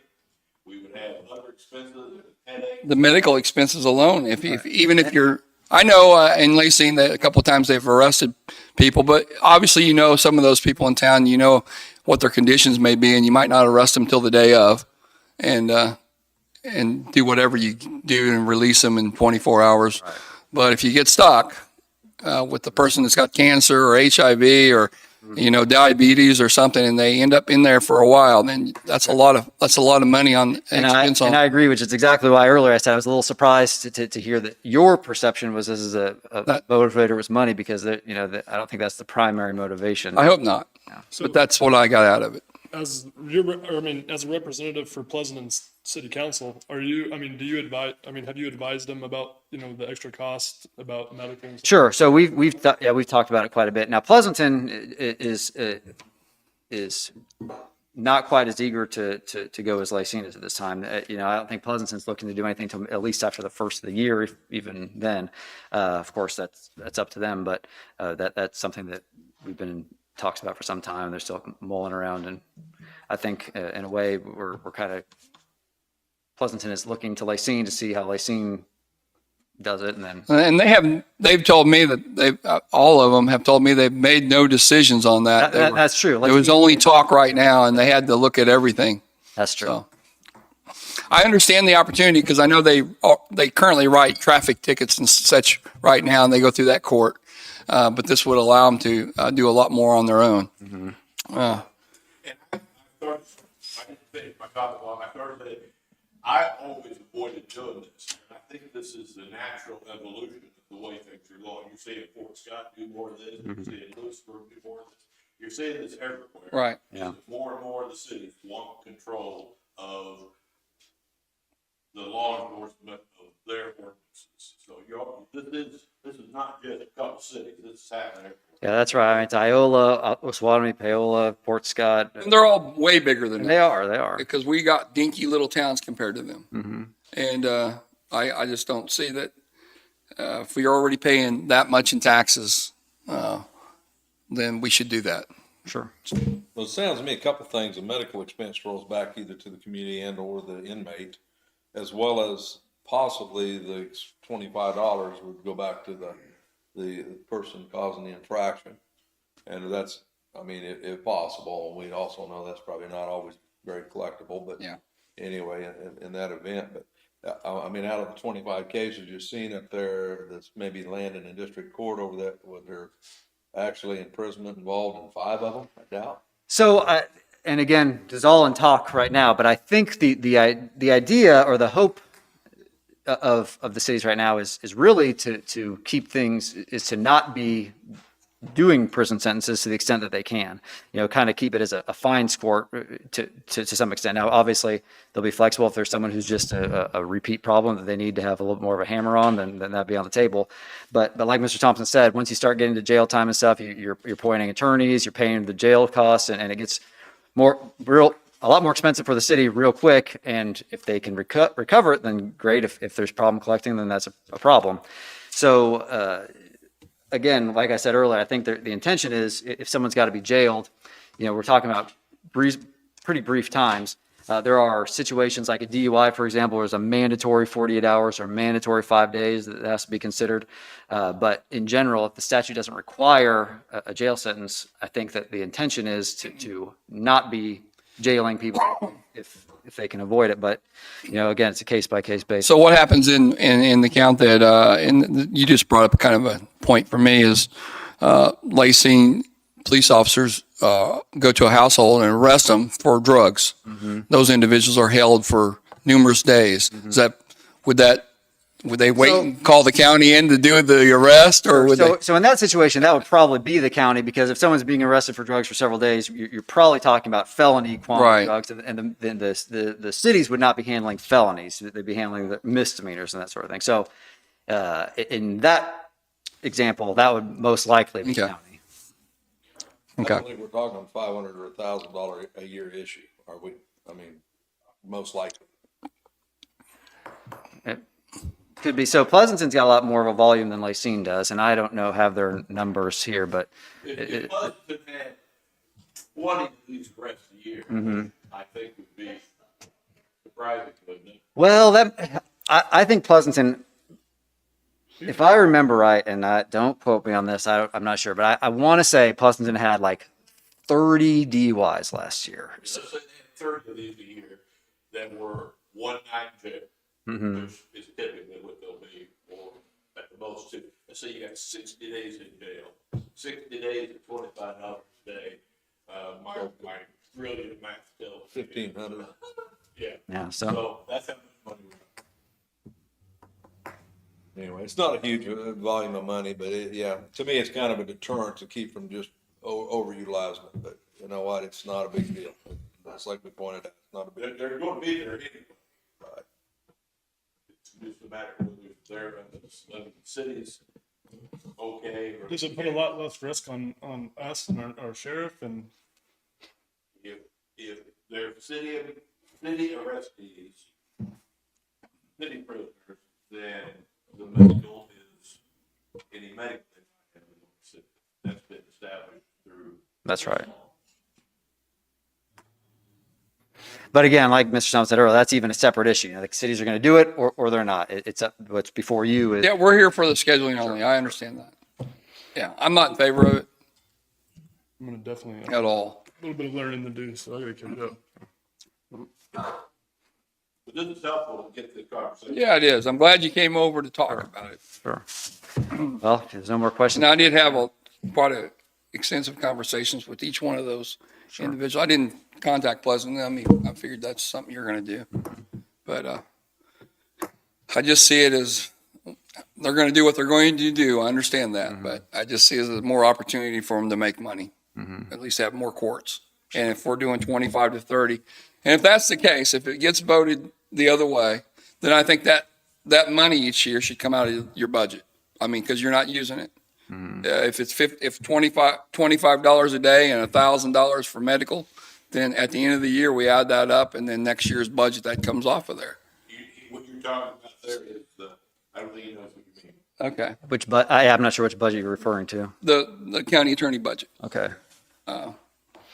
I think that's the only fair thing to do because we're not here to make profit off of it. Mm-hmm. And I'm going to, unless there's something that's going to change, I'm going to vote no. But if it does get voted in, I understand that. Then I think that's where the money ought to come back and come out of the budget because you didn't use the money. County attorney doesn't pay for anybody's jail. So. It's okay. Yeah. Pay for something. Yeah. Sheriff's Department or whatever we divide up. Sure. I understand. I got no other questions. I don't either. No, thanks, Burton. Sure. Appreciate it. Congrats on your, Thank you very much. I appreciate it. And you too. Thank you. thank you. All right, where we at, Jack? Chris, you got anything you wanna share with us? Everything in IT doing okay? Oh, yeah. We got any big viruses going on? No, not so far. Good. I will get with David and post, but we have 15 of the temperature deals that we would like to make available to churches and public business and all that. So, Is that for a loan out or Yep. what? yep, for the duration of they need it, Right. but yeah, it would be our property, but we have 15 of them that we can loan out to whoever. They can just get a hold of David and get the info. Like I say, we'll put it on the Facebook page and however we want to handle that. Great. I don't know who to get a hold of because I know he's busy. You might see a bunch of equipment in the corner. We've got the mobile courtroom like almost done. So that's really good. We'll be getting with the judges and Lori's already been over and looked at it and we're really, really happy with that project. Good. So now if they should have a jury trial or need for more courtroom space with COVID to spread people out, we have that ability. And then I talked to the tower folks today and they may be delivering it Thursday. If they do, they'll have it stacked by Friday. If not, they'll be out Monday and they'll be stacking next week. So they anticipated 3 to 4 days for the stack and the antenna alignments. So once that gets going, I'll be pretty busy with them for those couple days, but we'll be wrapped up with that project here in the next couple weeks. On that mobile court, do they use that in the jail? Like, say they go over to the jail and the inmates sit in a room and do it, or? So they already have that. That's built into the sheriff's office. What this is, right now, we just have the one courtroom. And as just an example, if they had to have a jury trial, you know, they bring in lots of potential jurors and they have to interview and things. Well, it would take them a day or more, where normally it's a few hours because of our social distancing and those kinds of sanitary things. So if this gives us the ability to move into a much larger space than what our current courtroom is, you know, we've talked about school spaces, a 4-H building. I mean, we have options with that, so we can. Hey, sorry about that. Okay, we can basically push that in, and it's got the microphones, the speakers, the recording, everything for the judges, everything for their court requirements, all in one package. So with our new jail and stuff coming up and all the problems going on now. That will be that was absolutely played into that idea. That's absolutely right. Yep, with that Is there second. anything else that should be considered? I mean, on the IT or the tech part of things? We went pretty extensive. We had meetings with Judge Harth, Judge Johnson, with the folks out of Miami County and with Linn, just to make sure that we covered all those bases for what we may be pushing forward The with. machine behind you, I remember you saying that it locks doors and unlocks. It has that capability. Would that be part of doing stuff like that over there at the jail and stuff? So it's not in the plan at the moment. There was some discussion about being able to do that. That is something they could potentially do. But, you know, obviously we didn't even have the machines when we were looking at those functions. But yeah, they have interfaces on them that could tie in. And what it basically does is if you fail, the door does not unlock. That's typically what happens. If you walked up and your temperature was too high, it doesn't release the door to let you in. That's the idea of it. Is Form C contact inside of it, and you Yep. have to hardwire, or either that or get a Bluetooth relay to. Yeah, it's either IP or you're right. There's a normally open and a normally closed Form C in there, so it can be wired up however we want, if we wanted to do something like that. Especially with the new Justice Center having the door systems that are already built to, you know, lock the latch electronically. Which, if you have an access card or code or something, it's just another form of a permissive. That's right. How's your part of things going on the Justice Center? I'm real happy with it. We finally had the meeting on the cameras, so we've gotten that moving, and I think the scope of work has finally been completely clarified, and we've answered some questions for them, and I haven't heard anything back. So, So you feel comfortable with everything? I feel comfortable. I mean, it's going to be fluid. You know, we'll have to ebb and flow with them, but that's normal. All right. That's all. I don't have anything else for you. And they're doing all the cabling and all the conduit, and you're just going to install the equipment at the end of it. That's exactly right. Our equipment. Our equipment. Yep. Right. Anything else? Thanks. Thanks, Chris. All right, Jack. Good morning. Morning. Jackie Messer, Public Works Administrator. I had several things. I had two bids out, and the first one is for metal culverts. We do a order once a year. I have I sent it out to 5 bidders, normal bidders that we send it to. I got responses back from 4. Do we want to? You got a copy for each? Yeah, well, Jack, did you see an email just like 10 minutes ago when the Yes, from Metal Culverts Yes. Incorporated? yeah. I'll sit. Here's just a summary of what we've got. I have not qualified them to make sure they're. What do they got?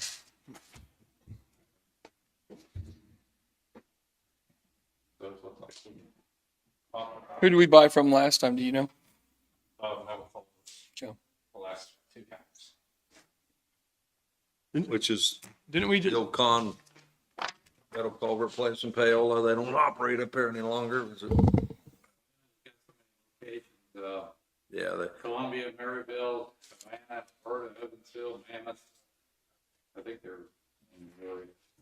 Is this what? Didn't we just approve something here It might have been a long time ago. I don't know. But something about culverts. What was that?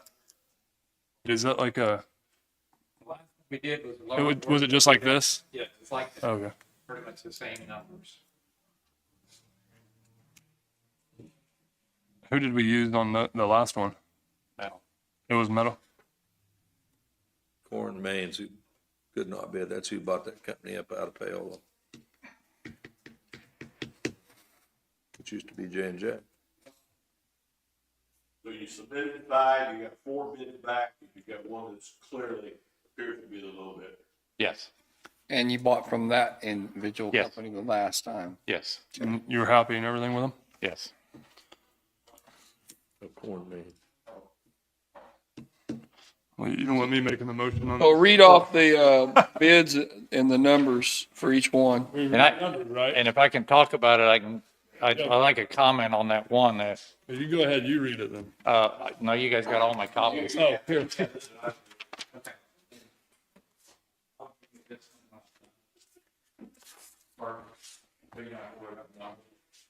Core and Main did not bid, and they said something to do with territorial things. Okay. So they did not bid. Wellborn bid 41,957.15. Metal culverts. That's the one I had a little bit of problem with because I've been waiting on them because they submitted a bid, but they didn't total it. And I said, I ain't totaling your stuff because that's how you get in trouble. So they just now gave me the total, but they had submitted the bid. 34,919.38. J&J bid 36,267.65. Water bid it. They put the tax on it, but I took the tax off. It's 46,468.59. The apparent low bidder is Metal Culvert Sales Incorporated. And none of them are local bidder. None of them are local. Wellborn is out of Salina. Historically, everything went to Wellborn, but they have not been the low bidder since the last 2 or 3 years. Core and Main, like I said, they say Water, I think, is out of Kansas City, and J&J Drainage is out of Hutchinson. So the current low bidder is what we had last time. You were satisfied with Yes. what you got? Is Yes. that your recommendation? yes, I would recommend we go with I'll that. make a motion that we go with. Go ahead and read it, Danny.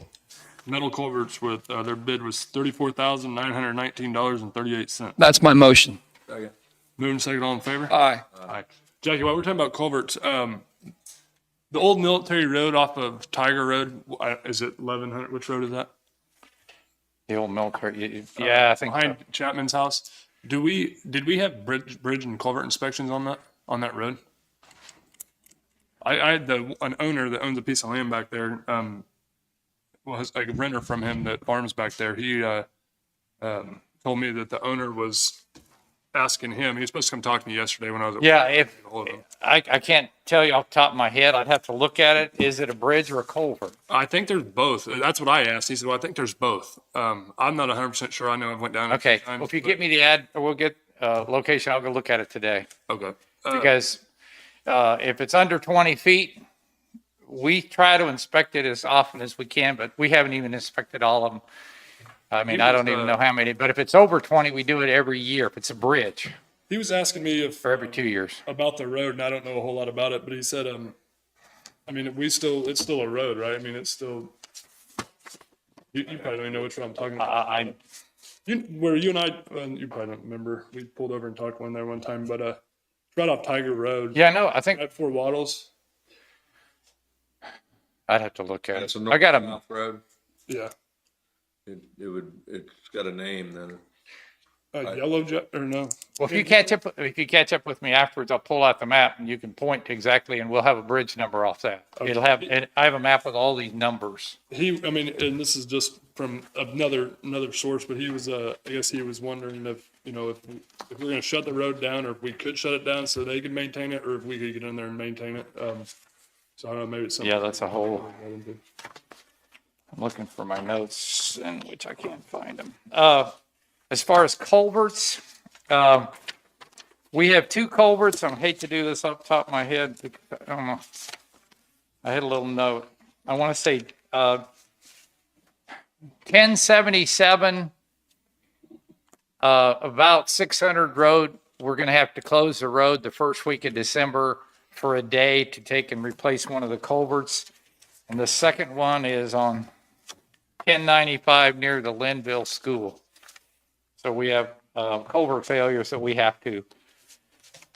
We'll have more information next week, but we've got to do the locates and schedule the crews. But we have two culverts that go across the road, and they're on paved roads.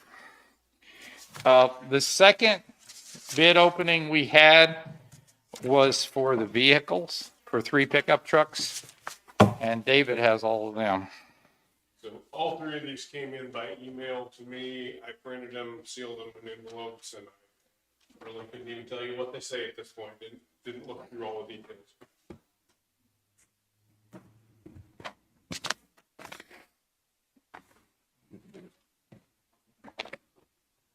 Jack, can you get me?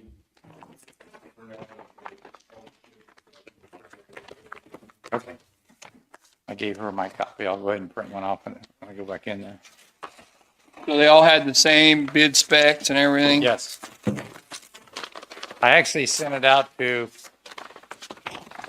probably 10 different dealerships.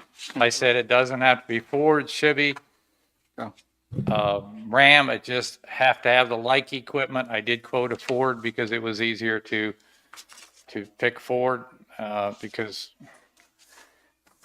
it's primarily what we've been bidding.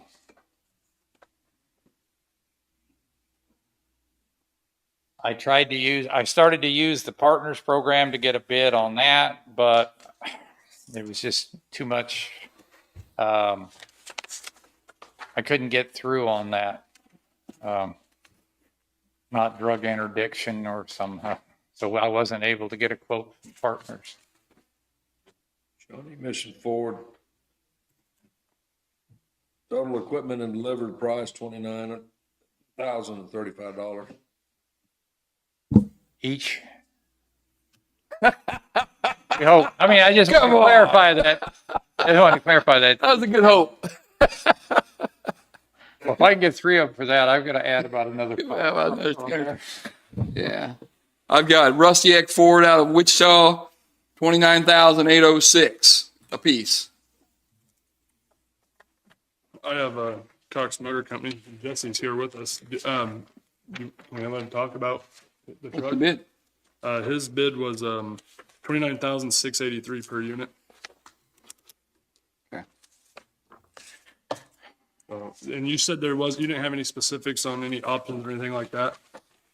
I left it vague in there that if I miss something, add an option. If you think it, and that's what the options are. If there are in there, Jesse, did you add any feel like options? I made mistakes. I specified exactly the way. He did? Okay. He's got a bunch of handwritten options in this, and I'd recommend we hand it back to him for qualification. And, Because I'm not a perfect at writing these up when there's so many things change every year. Basically, we were looking for a 3/4 ton pickup, trailer package. XLs. Yeah, the basic, Yeah. nope, we weren't looking for carpet. We were looking for lights and packages and like that. But that's basically, but I mean, like I said, if I missed something, I did write in there that as an option, you might want to consider this. It will enhance your vehicle for such and such more. here's a list of options: it's snowplow prep, cab steps, trailer brakes, mud flaps, skid plates. I'm sure that, and it doesn't say whether it's included or it doesn't even say it's an option. He just made a list of equipment and what the cost was.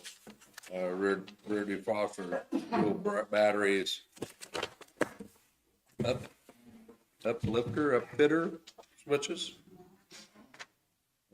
skid plates, mud flaps, these kind of things. So I wouldn't even want to hand this back and let him qualify them.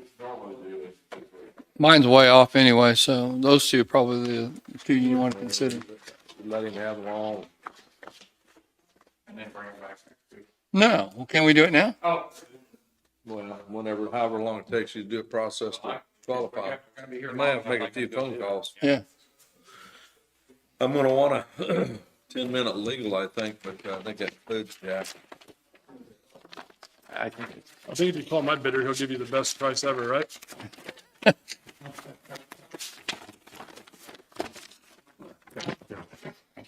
we go, Jack, right Yeah, there's some. And what, I'm pretty sure he's just offering them as an alternate. Oh. there was one, that was when Jesse was the only local one, I guess it's the only institution we have. Okay, so I'll look at those here pretty quick. A few more things.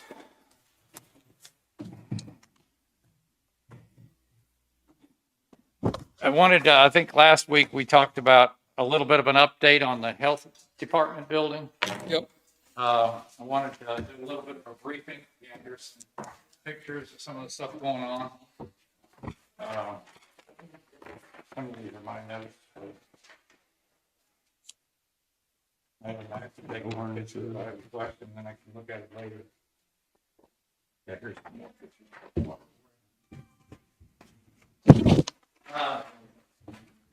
Basically where we're at, we had Gentry Crane in last week putting the trusses. The trusses were delivered last week, and then Gentry came in and put them on. We had insulation in the original structure. We still need to get the roof on first before we can do the other section, obviously. We got rough end electrical, and we accepted a couple of bids, quotes, whatever you want to call them. One was for the carpentry through Charles Bauer.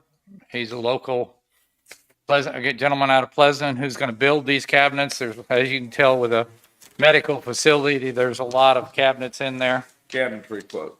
Cabinetry quote, which was $30,815.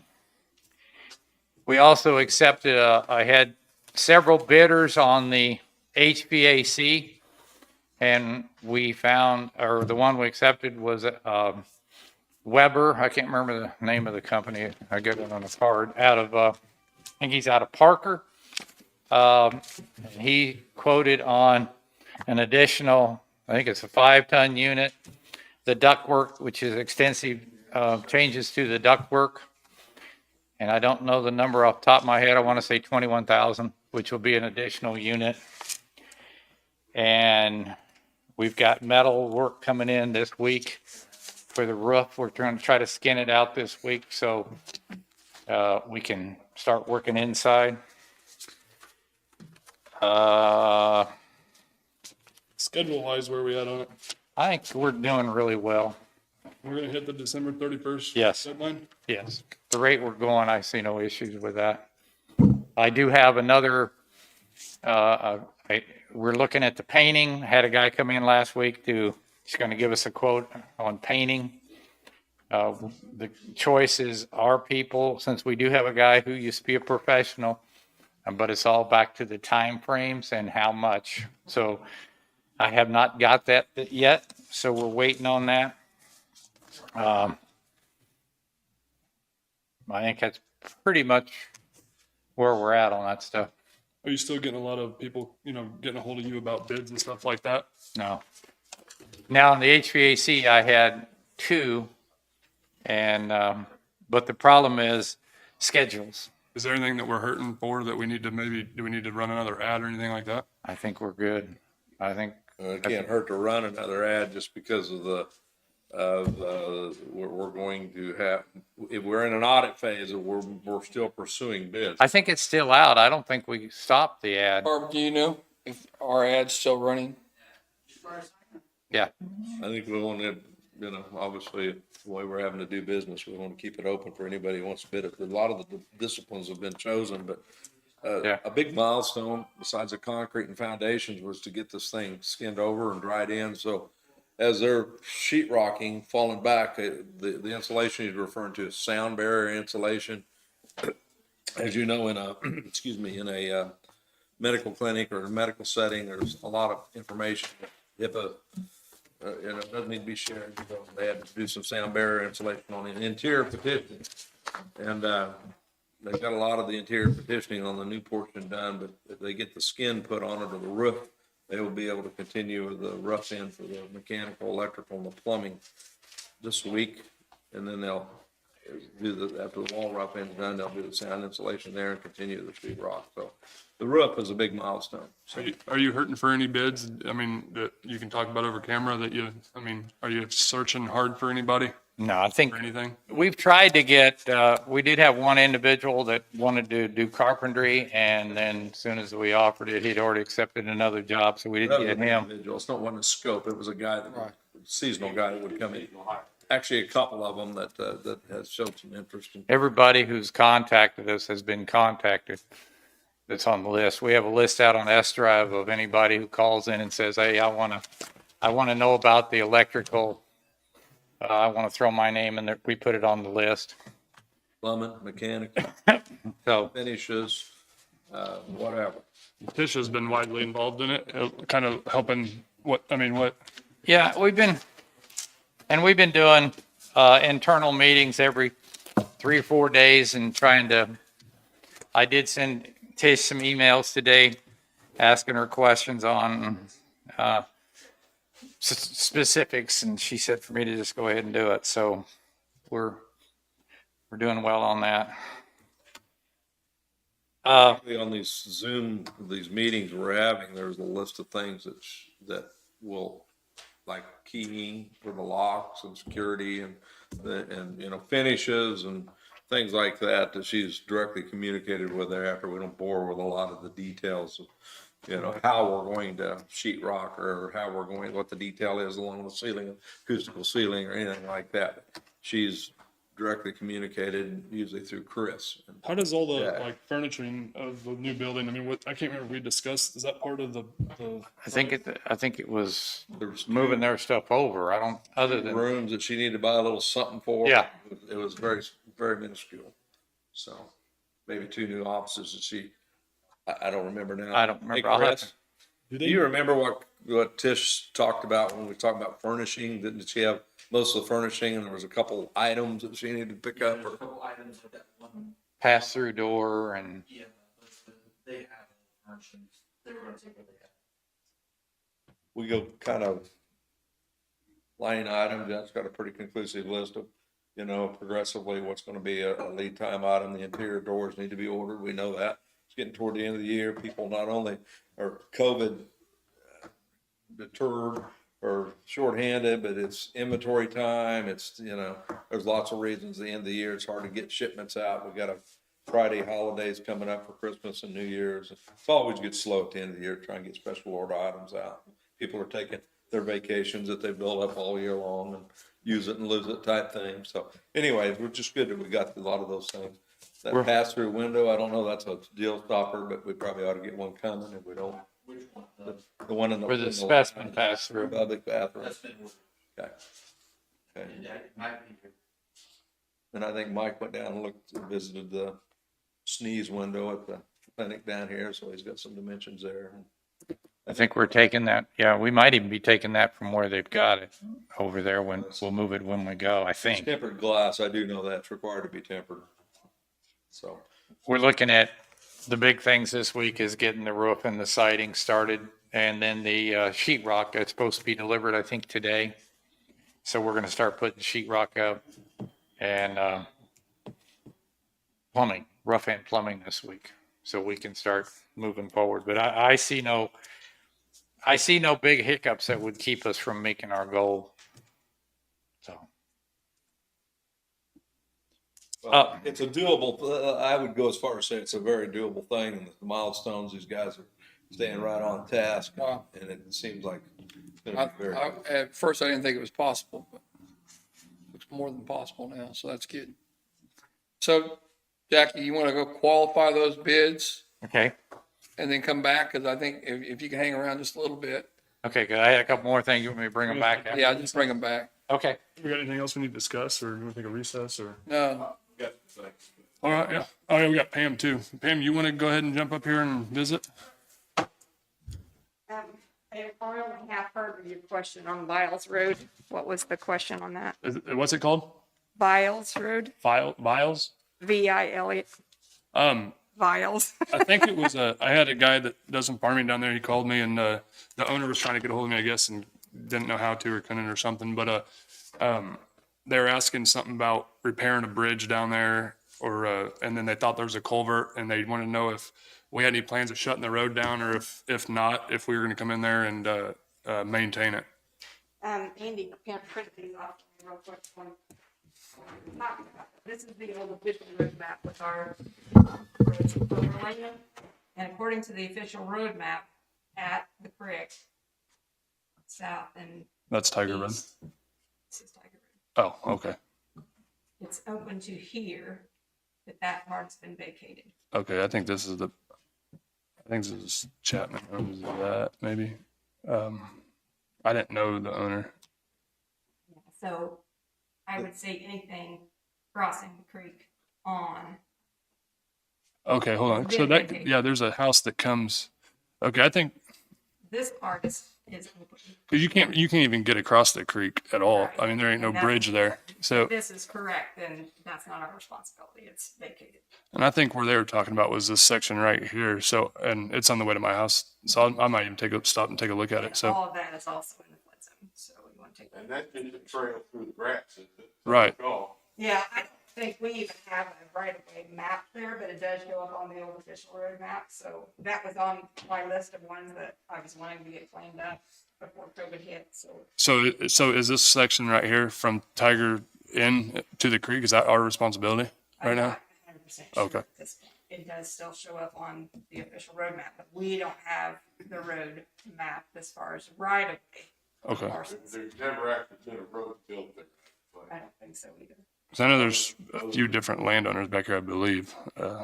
It would be, sounds like it would be a good one to consider close. Yes, that was on one of them on my list to address Well, good. when I got to it, that it would also probably fall underneath, as long as we haven't been maintaining, it would fall under that as being abandoned or whatever. Is that actually, because I think there's a sign there that says Old Military Road. Is that like historic? I mean, what happens when there's I'm historic? not sure, but it's the old Hawaiian dot, I forget. It's like a what that trail or something? Road. If I had the whole map, I could scroll over and see. So when we come into something like that, does the state jump in and do anything with anything like I'm that? not sure on that. It does show up on the state, the takeoff map. I think, one time I was told that some school buses sometimes go down there and let kids go down and look at it. Oh, really? You remember anything about that? I Is never that heard before you guys were on? That's back in the 1800s. They never took me down there. So what's the premise of the road? I guess I'm It's an curious. old military road. You know that military road used to run. A portion of it's down 69 now. Yeah, I mean, most of it is east of 69, really, but it started in Fort Leavenworth and ran all the way to Okay, thank Fort you. Gibson in Oklahoma, ran through Fort Scott or by Fort Scott. There's went through Mine Creek and Andy Yeah. French, one with the property owners on there. Oh, okay. And a piece of it supposedly runs down through here. I see. And all of it, but that little part right there is all in the flood zone. Yeah, and it's a real, it stays wet, even when it's dry. And so it's on the map because it was this military road. But I don't think we've ever built a road there. This is it right here. Federal government may have built one there in the 1870s. And if there's a culvert there, it probably dates back to that. But we've never maintained the road there. But there is a good question that if it is a part of that military road, whether we can close it or not. So what about on the other side? Because there's a house right there. I think it's the road to my house. Is that 900? Or no. It'd be, This is 900. yeah. So There that, is a house on this. That, the north-south piece is open.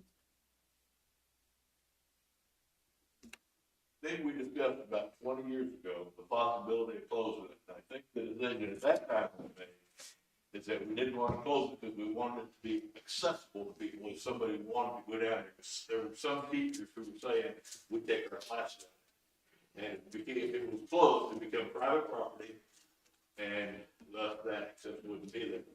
I think an alternative would be to make it a minimum maintenance road. Danny, on the one coming up north from 900 was the old McAllister Road, which wasn't part of the Wyandotte. Oh, okay. So All right. that's a separate piece. I remember going out and looking at it, and I tried to drive down, I couldn't do my four-wheel drive. One of those old iron wheel wagons that they had back in the day. We had our CAM conference that we always have in October. Just an update from that. Danny asked me to bring over some good news. They had Ken Nelson with the State of Kansas Geographic Information Officer. He's also the chair of the 911 Committee and the Kansas Geological Survey Data and Access Support Center is the manager of that. He did a presentation. He solicited different counties of what projects they were working on and stuff. And so he reached out to me, and our conference was online. So I just did a screenshot of what he did, but he did include Linn County in the things that you do. Couldn't be more important. Just a screenshot of it, and that map is the one that Bobby Young uses for our sewer sanitation inspections. It doesn't say much, I just give it Linn County too. And then I also I thought it was interesting for the NG 911 status for the counties that are on the state hosted solution. There's a status map that shows who are online with the state hosted 911 solution. We are one of the very few that are not now. Can you explain that? I'm not following you. Say that again. Next generation 911, they wanted to be able to have, most of the PSAPs are counties. So let's say Linn County, Anderson County, and on with the data. They wanted a statewide solution so that you could follow the map clear across the county of the whole state and everything be in the same, with the same attributes and everything throughout the whole state. So I'm required to maintain all of the data for Linn County.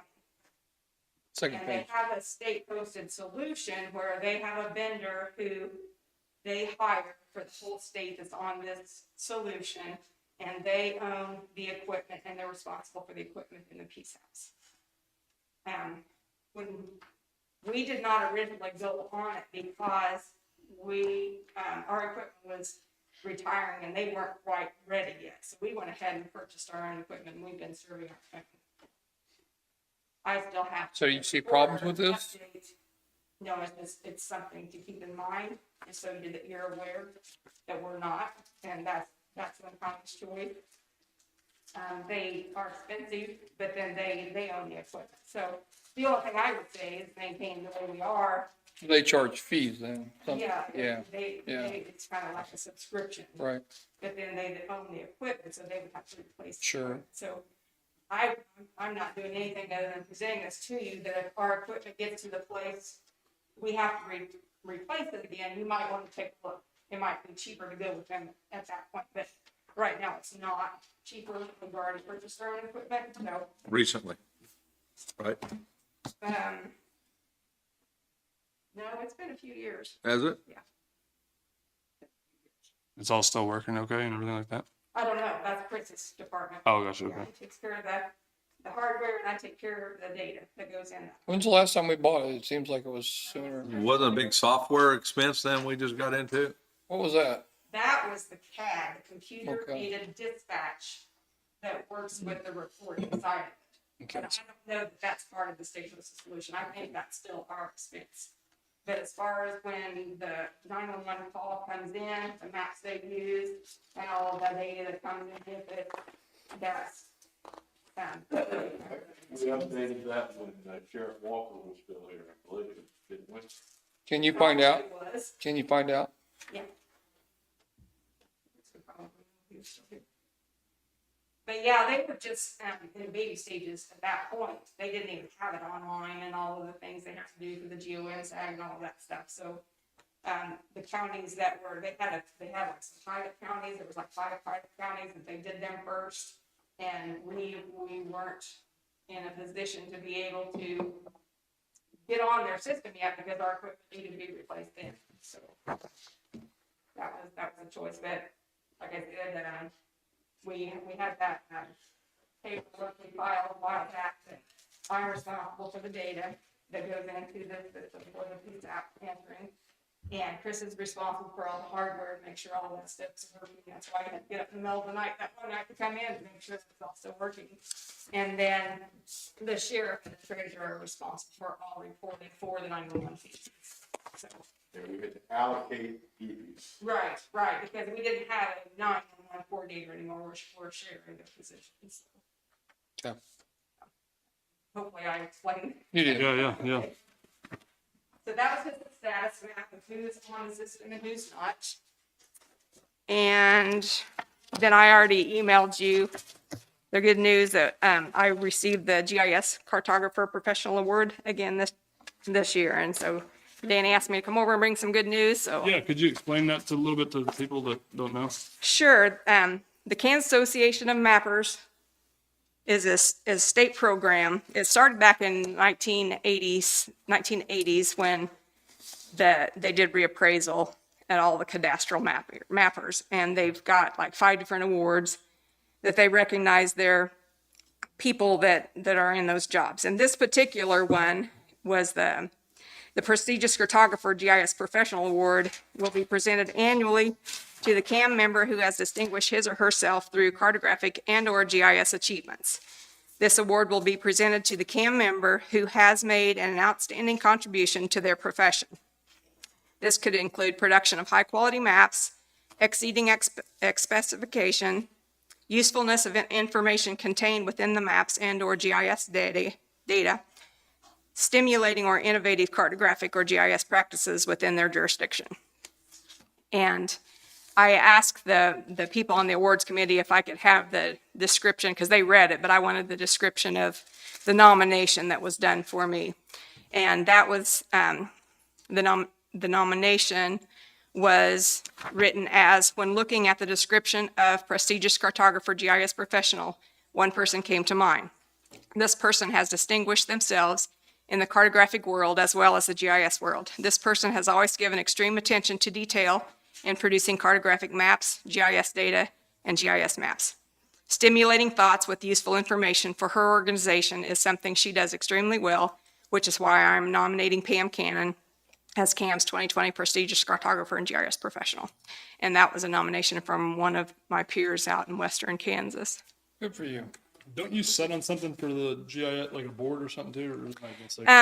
I'm not on the board anymore. I served on the board for 6 years, I believe, as president and president-elect and past president, and then as the board of directors, 2 or 3 years on that as well. So. That's awesome. Congratulations. Thank you. Appreciate it. Thank you. Did you have any other questions? I have just one that goes back to that road. So if it is like deemed a historic road, does the state of Kansas, I guess, did I already ask that? If they, I think you did. I don't know the answer to that. I don't know the answer. And if I can reach out to a KDOT employee or find somebody, then I will try to do that. When I started years ago, Pam was part of the appraisers department, and a whole lot of the other county was using that department as, virtually the road, the sheriff, everybody was, the ambulance, but anyway, it became divided out. Part of it. 13 years of what I've been around, we've got a phenomenal mapping department, and it's all due to. Oh, okay. I actually sat in a CAD class that after being there about 2 hours, we realized that she should be giving the class instead of taking it. But anyway, she light years ahead of everybody on that whole industry as it went through. so this Sturgis, or what's it called, Sturgis, or what was that? That road come out on 900 or on Waddles Road? Or how did? This is 900. This is Waddles. So it didn't actually, because Skippers live like over in here somewhere, I think. It's along that road. I don't remember which side. But this used to come out over here, huh? Right, and that part's been. And that's Wyandotte Road or something like that? Wyandotte, I don't know if it had any other name to it or not, Wyandotte. You come up through here and you can see where that's dotted, that was already abandoned or vacated. And then it comes up. I guess because there's like a little house back in here. I know where that, I've always just thought it was, I don't, Is that Sugar Creek you're crossing or whatever it is? It must be approachable at that, all them roads intersect in that area. There must be an area there that's approachable. yeah, this one's very approachable right here. And I think there's a sign that says like Old Military Road. I seen it the other day.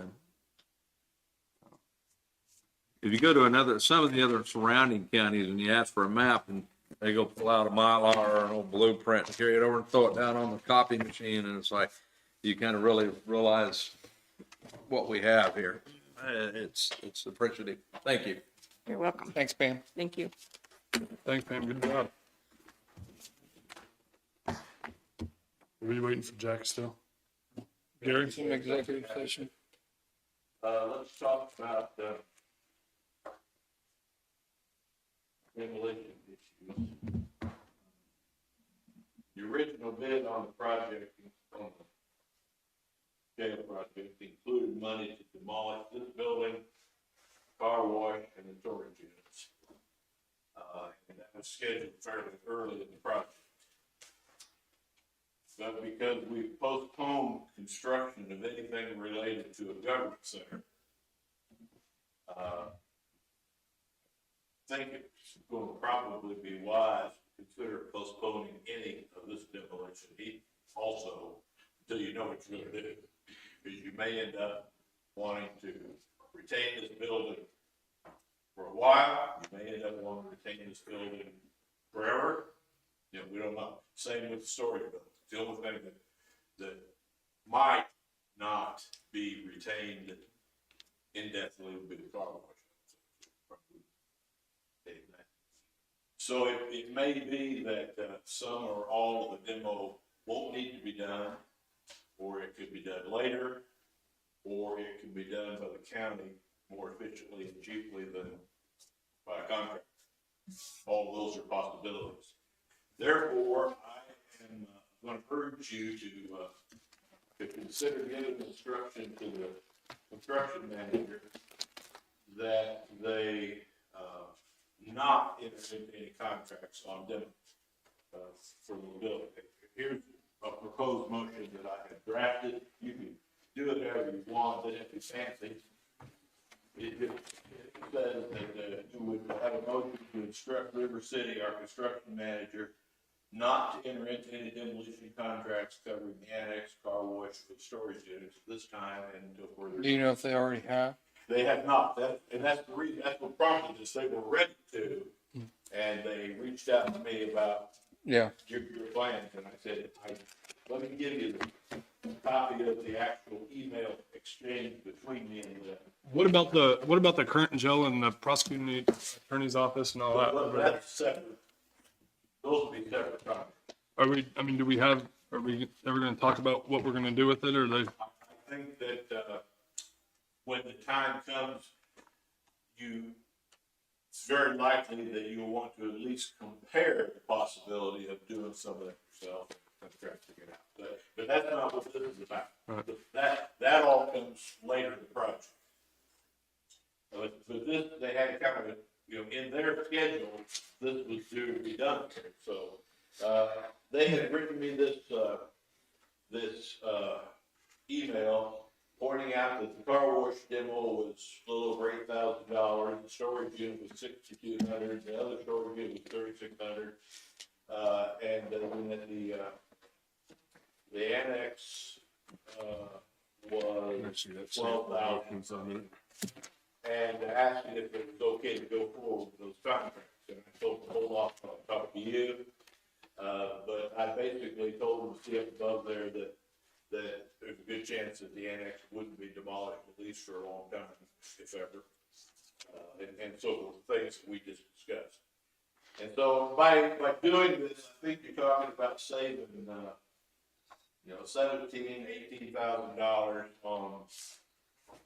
on the peripheral demos and maybe another 12 or 13 on the annex demo. Or at least putting those expenses off and, consider whether it's going to do them at any time. So that's something I'm bringing you because they were needing some direction from you.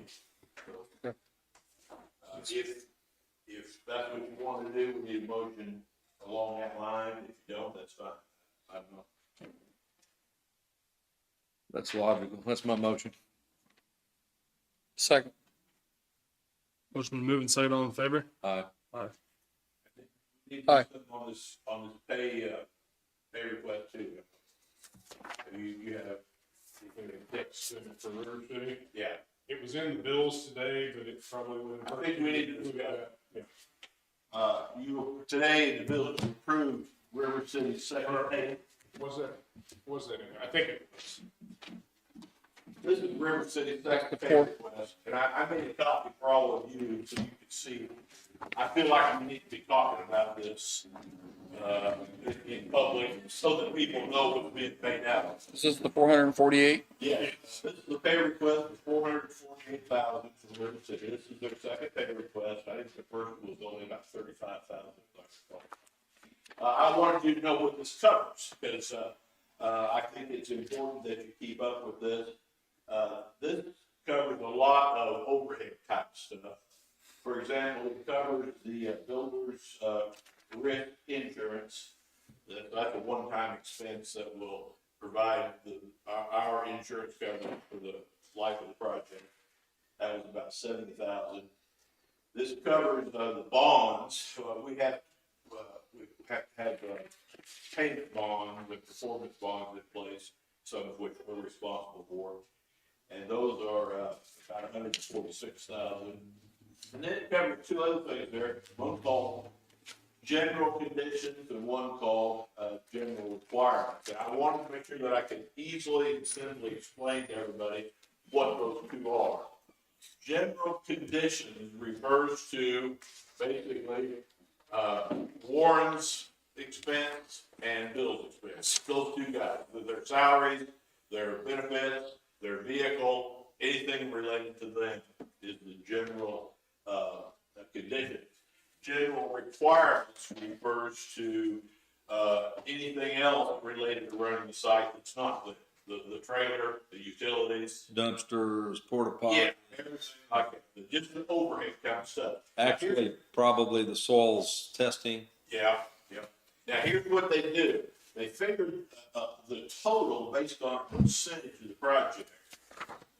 And then what they have done is broken that down and divided it basically by 18 to get a monthly payout. So, some months, it's a level payment is what it is. So we're paying for amortized over 18 months. However, this first payment is for a month and a half.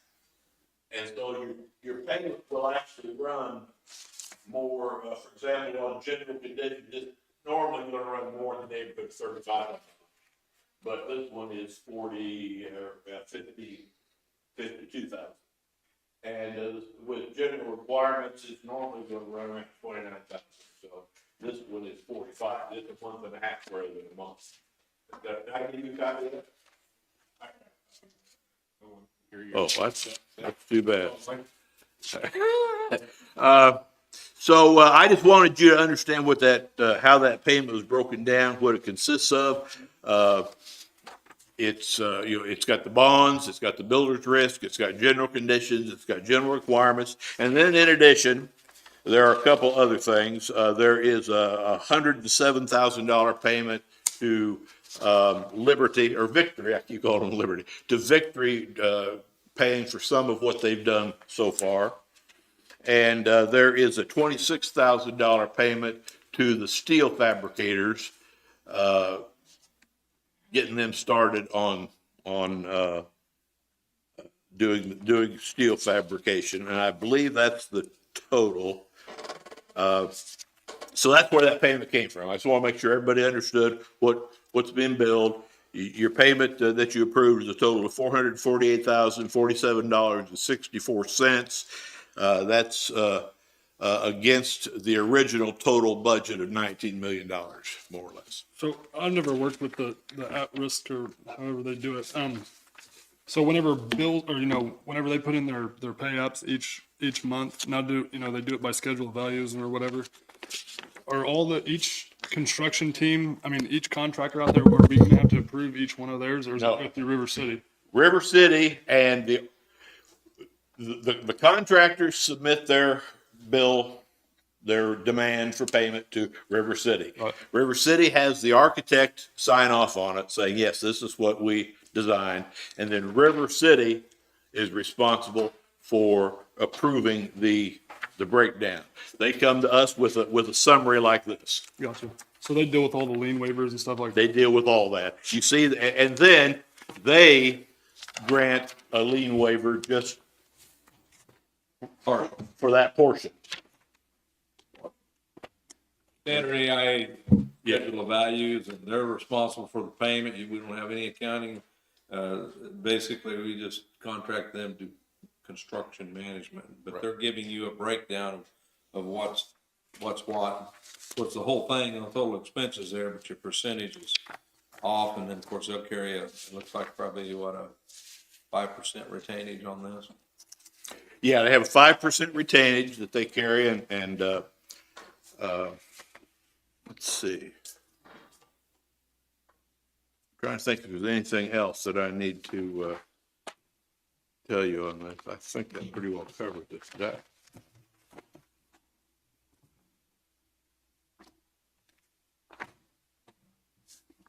I was going to give you a copy of this too, Jay, if you wanted.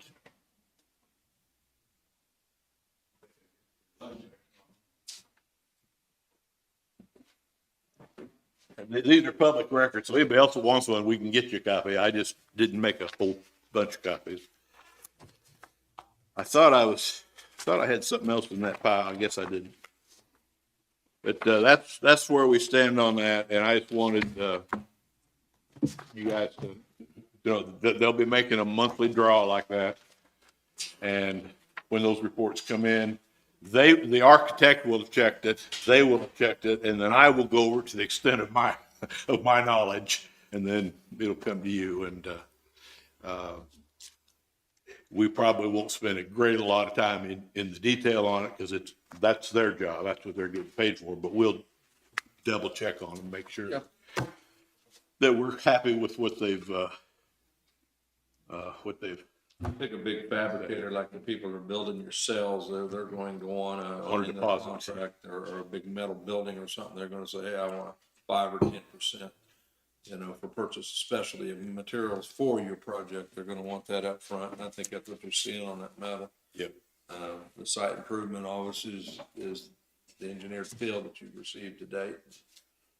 And then there may be when we were talking about rebar shops, those guys order that's specific to this job, and they'll return in a bill for some portion of that, so why it's being fabricated. You may or may not see it in the cycle before it's here and installed.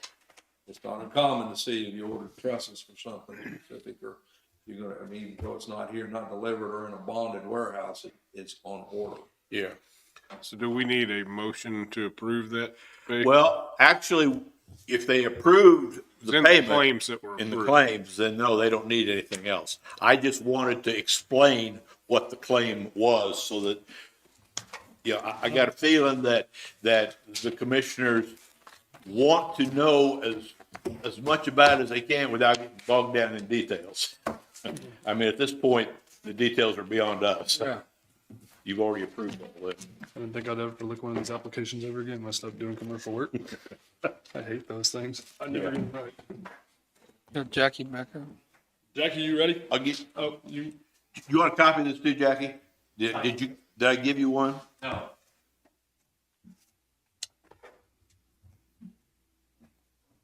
This is really hard to go over in a hurry, but this basically, I had a couple of questions.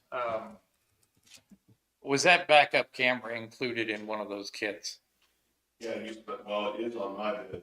Okay, it didn't spell it out specifically, but I assumed it was. Some of those things are standard equipment. Yeah. Backup camera standard equipment. Okay. The unfiltered switch probably is desirable. The one bid listed these out, the skid plates, the trailer controllers, which would be another, well, according to them, $386 over what I had put on my spec. Because I actually said, if I missed something, tell me what it is. And they came up with this. So that's basically the best I can do at comparing them on the fly really quick. You've got shot emission, and if we added that, because none of this stuff wasn't added to any of them. It looks like solid, good ideas. So just to be clear, that addition, it would be added to any of them. Yes, to all of So, them. so you could still compare it the way they are. Yes. Compare them the way they are. Yes, those aren't standard options you're looking at. Say it again, please. None of them are standard options. These three. Those are all optional, they can be added to any truck. There's almost an infinite amount of accessories and options that can be added. And, you know, we're all Ford dealers, so it's gonna be similar. What is the upfitter switch? There's 6 switches that are mounted, I believe, on that truck, if you go look at it, but they're auxiliary switches, so if you mount some type of accessory, a spotlight, a winch, a crane, anything you need additional power to, it's just an on and off switch. And they're wired to a remote location that's much easier. Well, there's, I think they're gonna be in the overhead on this truck, but it could be that they're in the dash. But they're just a dead switch that you can wire right into the back of and hook up whatever you want by your outfitter. And I think there's 6 of them that come with it on Super Duty. Okay.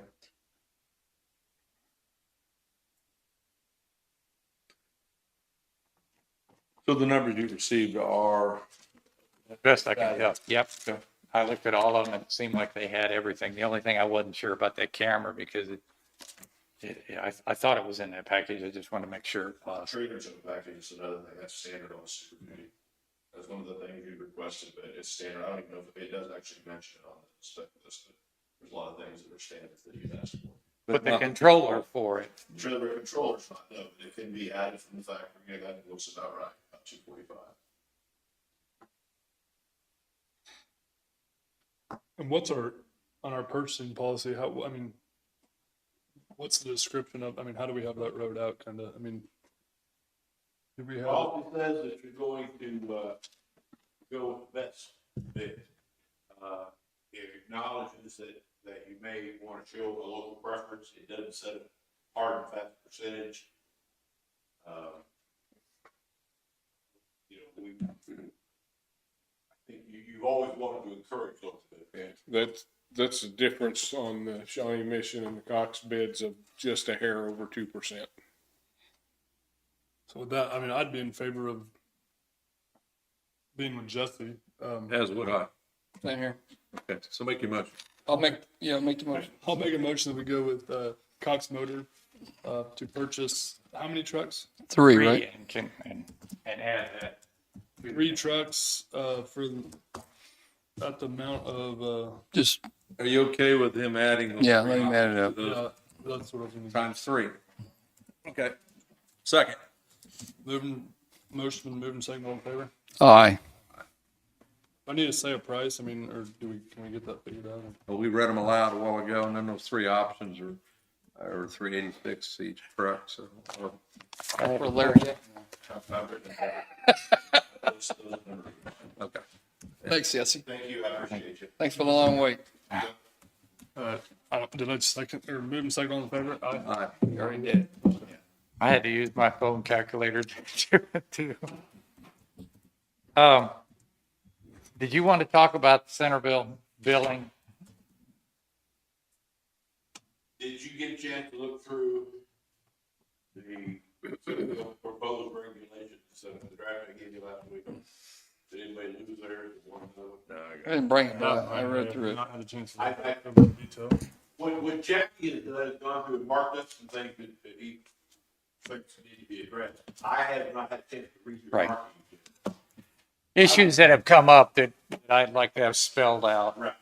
And what I'll probably do is go through his markings and make some changes based on that. But I would like to encourage you to do the same thing. You know, and frankly, it's just, the time frame is going to depend on you at this point. Because if you're wanting to get those back, you know, I don't want to do much else to do. Do you mind copying me on your markup? Have you copied? He's got all of it. I did it by hand. I'll have it scanned and sent to you. Thank you. Might generate some thoughts. But the question I was wondering about that I was hoping to get, if I send, one of us goes up there, somebody, either Rick, myself, or Bobby goes up there 3 times a week.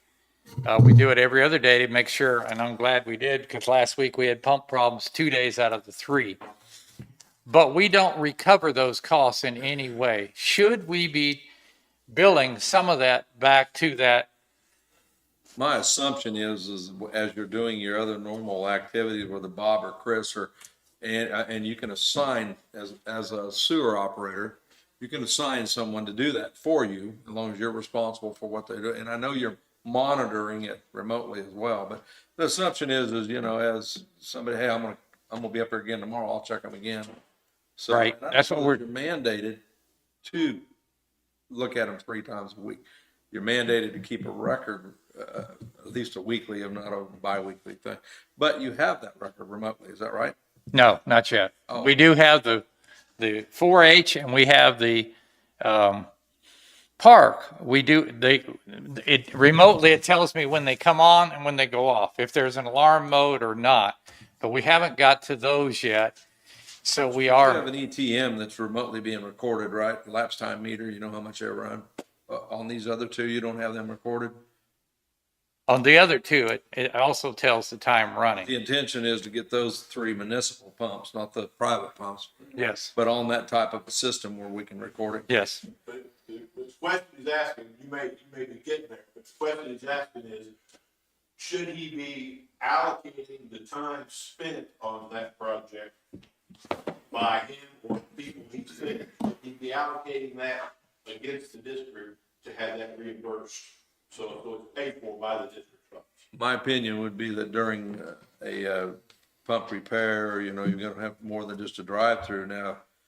Otherwise, you're probably managing it when people are in the area to stop and check it and you know, but you know, if you need to, but I'm sure if you go to Centerville, you're gonna go around the corner and look at something or in that area. And so, I don't know. Well, it's logical that, I mean, if this was a big corporation, we'd be doing it. I mean, you'd be, Right. you know, different departments do work for things, then you charge it against that other department.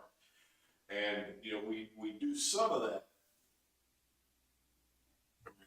But the question is, you want to do it with this project. How many hours a month are we talking? On average?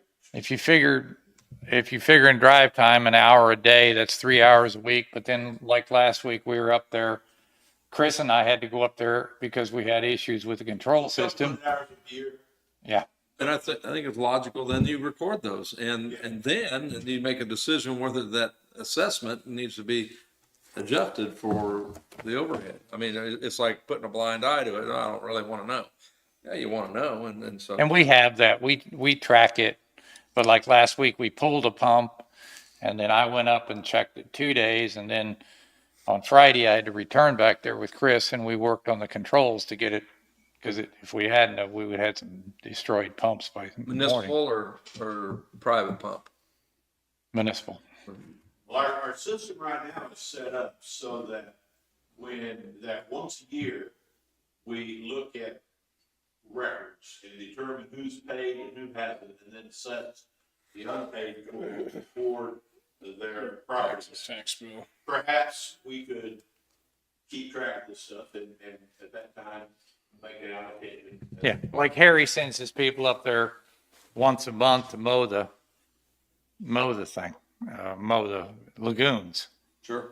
And we do it more frequently because KDHE doesn't like to walk in weeds when they go look at these ponds, and we don't know when they're going to show up. So we usually keep it mowed pretty good. But I was just curious because of the amount of time last week we put up there. We probably had, Amers was up there with a bucket truck pulling a pump out with Rick, and then I was up there with Chris Friday working on controls. And so there's a little bit of time to it. Sure, and it's not benefiting the entire community, and so with that, you need to track your expenses as best you can, and that way, if there needs to be an adjustment while you can. Okay. Like I said in the past, I don't even think the electricity was being paid for out of that bucket. It was, and so.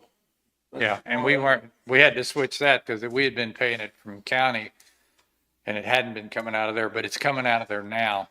And if you need to adjust the cost of it, then you'll have the right amount of information to make a good decision. Yeah, and then we have some issues with some of the individual who has them on their house, they pay for the electricity. And part of the problem is, though, they pay for it.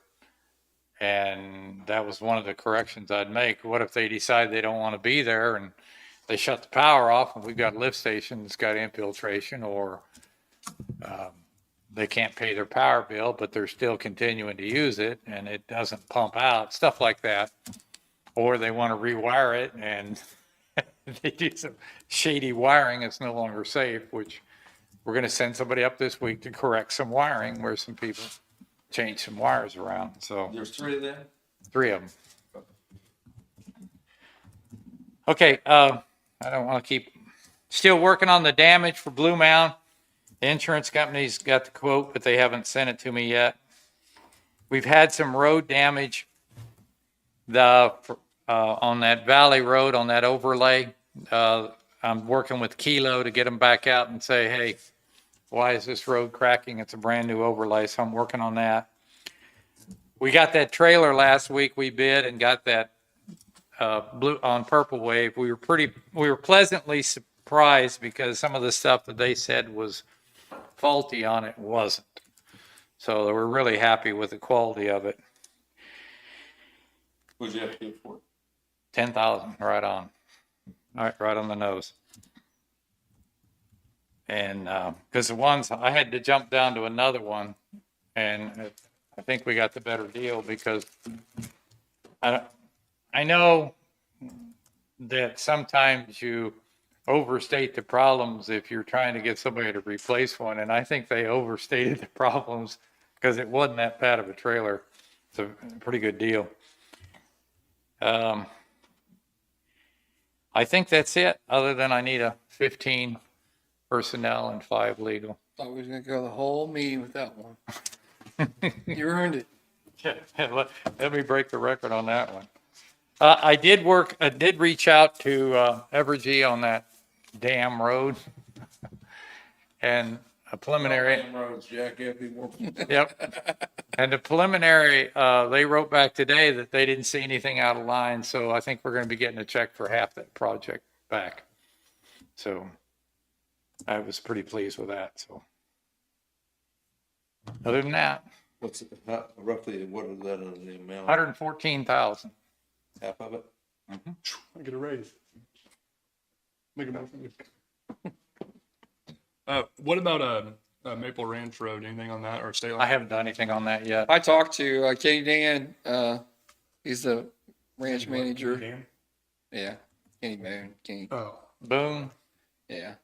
Kenny Boone. He said the same thing. COVID came along and everybody's just kind of set it off to the side for a little bit. So he wasn't upset about anything. Doesn't sound like any of the people that managers over there are upset about it. But we need to. We do have, like I said, we got that basic one written now. So we're going to use that template. We're going to start writing the others. Probably should get in contact with him when you get some Okay. and see what he wants to do. Because we can take that and subtract and add and then figure out where we're at, you know.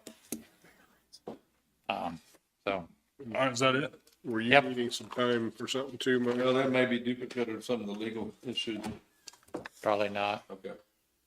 They had 5 for me. I'll make a motion that we go into executive session with Jackie Messer for 15 minutes personnel, 5 minutes legal, right? And then with Mike for 5 minutes legal. That's my motion. Second. Second, all in favor? All right.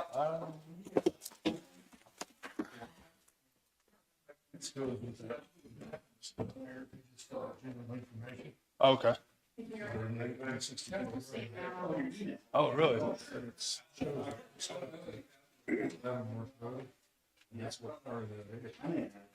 Really, that's, you know, what I was asking her.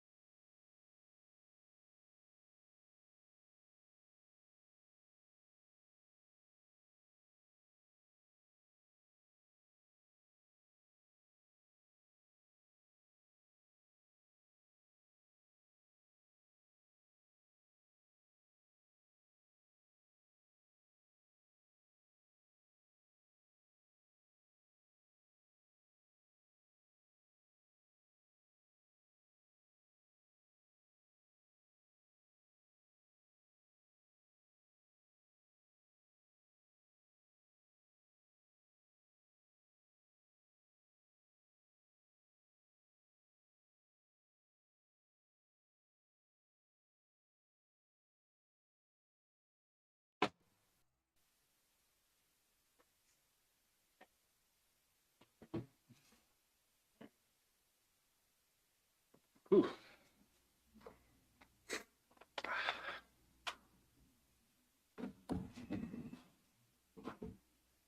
I went ahead and emailed you a couple of motions, right, when we came back from the Kansas, so you have that stuff. Awesome, thank you.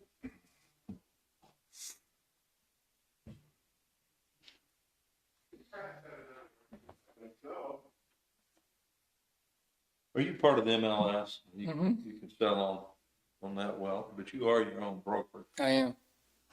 You have to be, basically, you're almost, you don't have to be, but if you're not in MLS, you're not really, it's hard to sell stuff. Wade never was he? Who? Wade? Roy? I doubt it. I doubt it. Get those project pictures back to this. I've got them right here. But that was a different time too. Now, after an MLS, everything that you submit as a listing, it goes out to every single website known to man for like Zillow and Realtor.com and all those others as well. What were you pointing out? The picture of the trusses. Yeah. I got some trusses to show you before we Was leave. he insured? He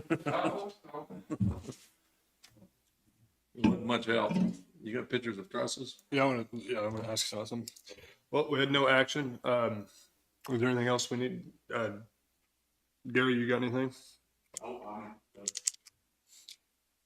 Good. David? I'm good. All right. Well, with that, I'll make a motion that we adjourn. No second. Moving second, all in favor? Aye.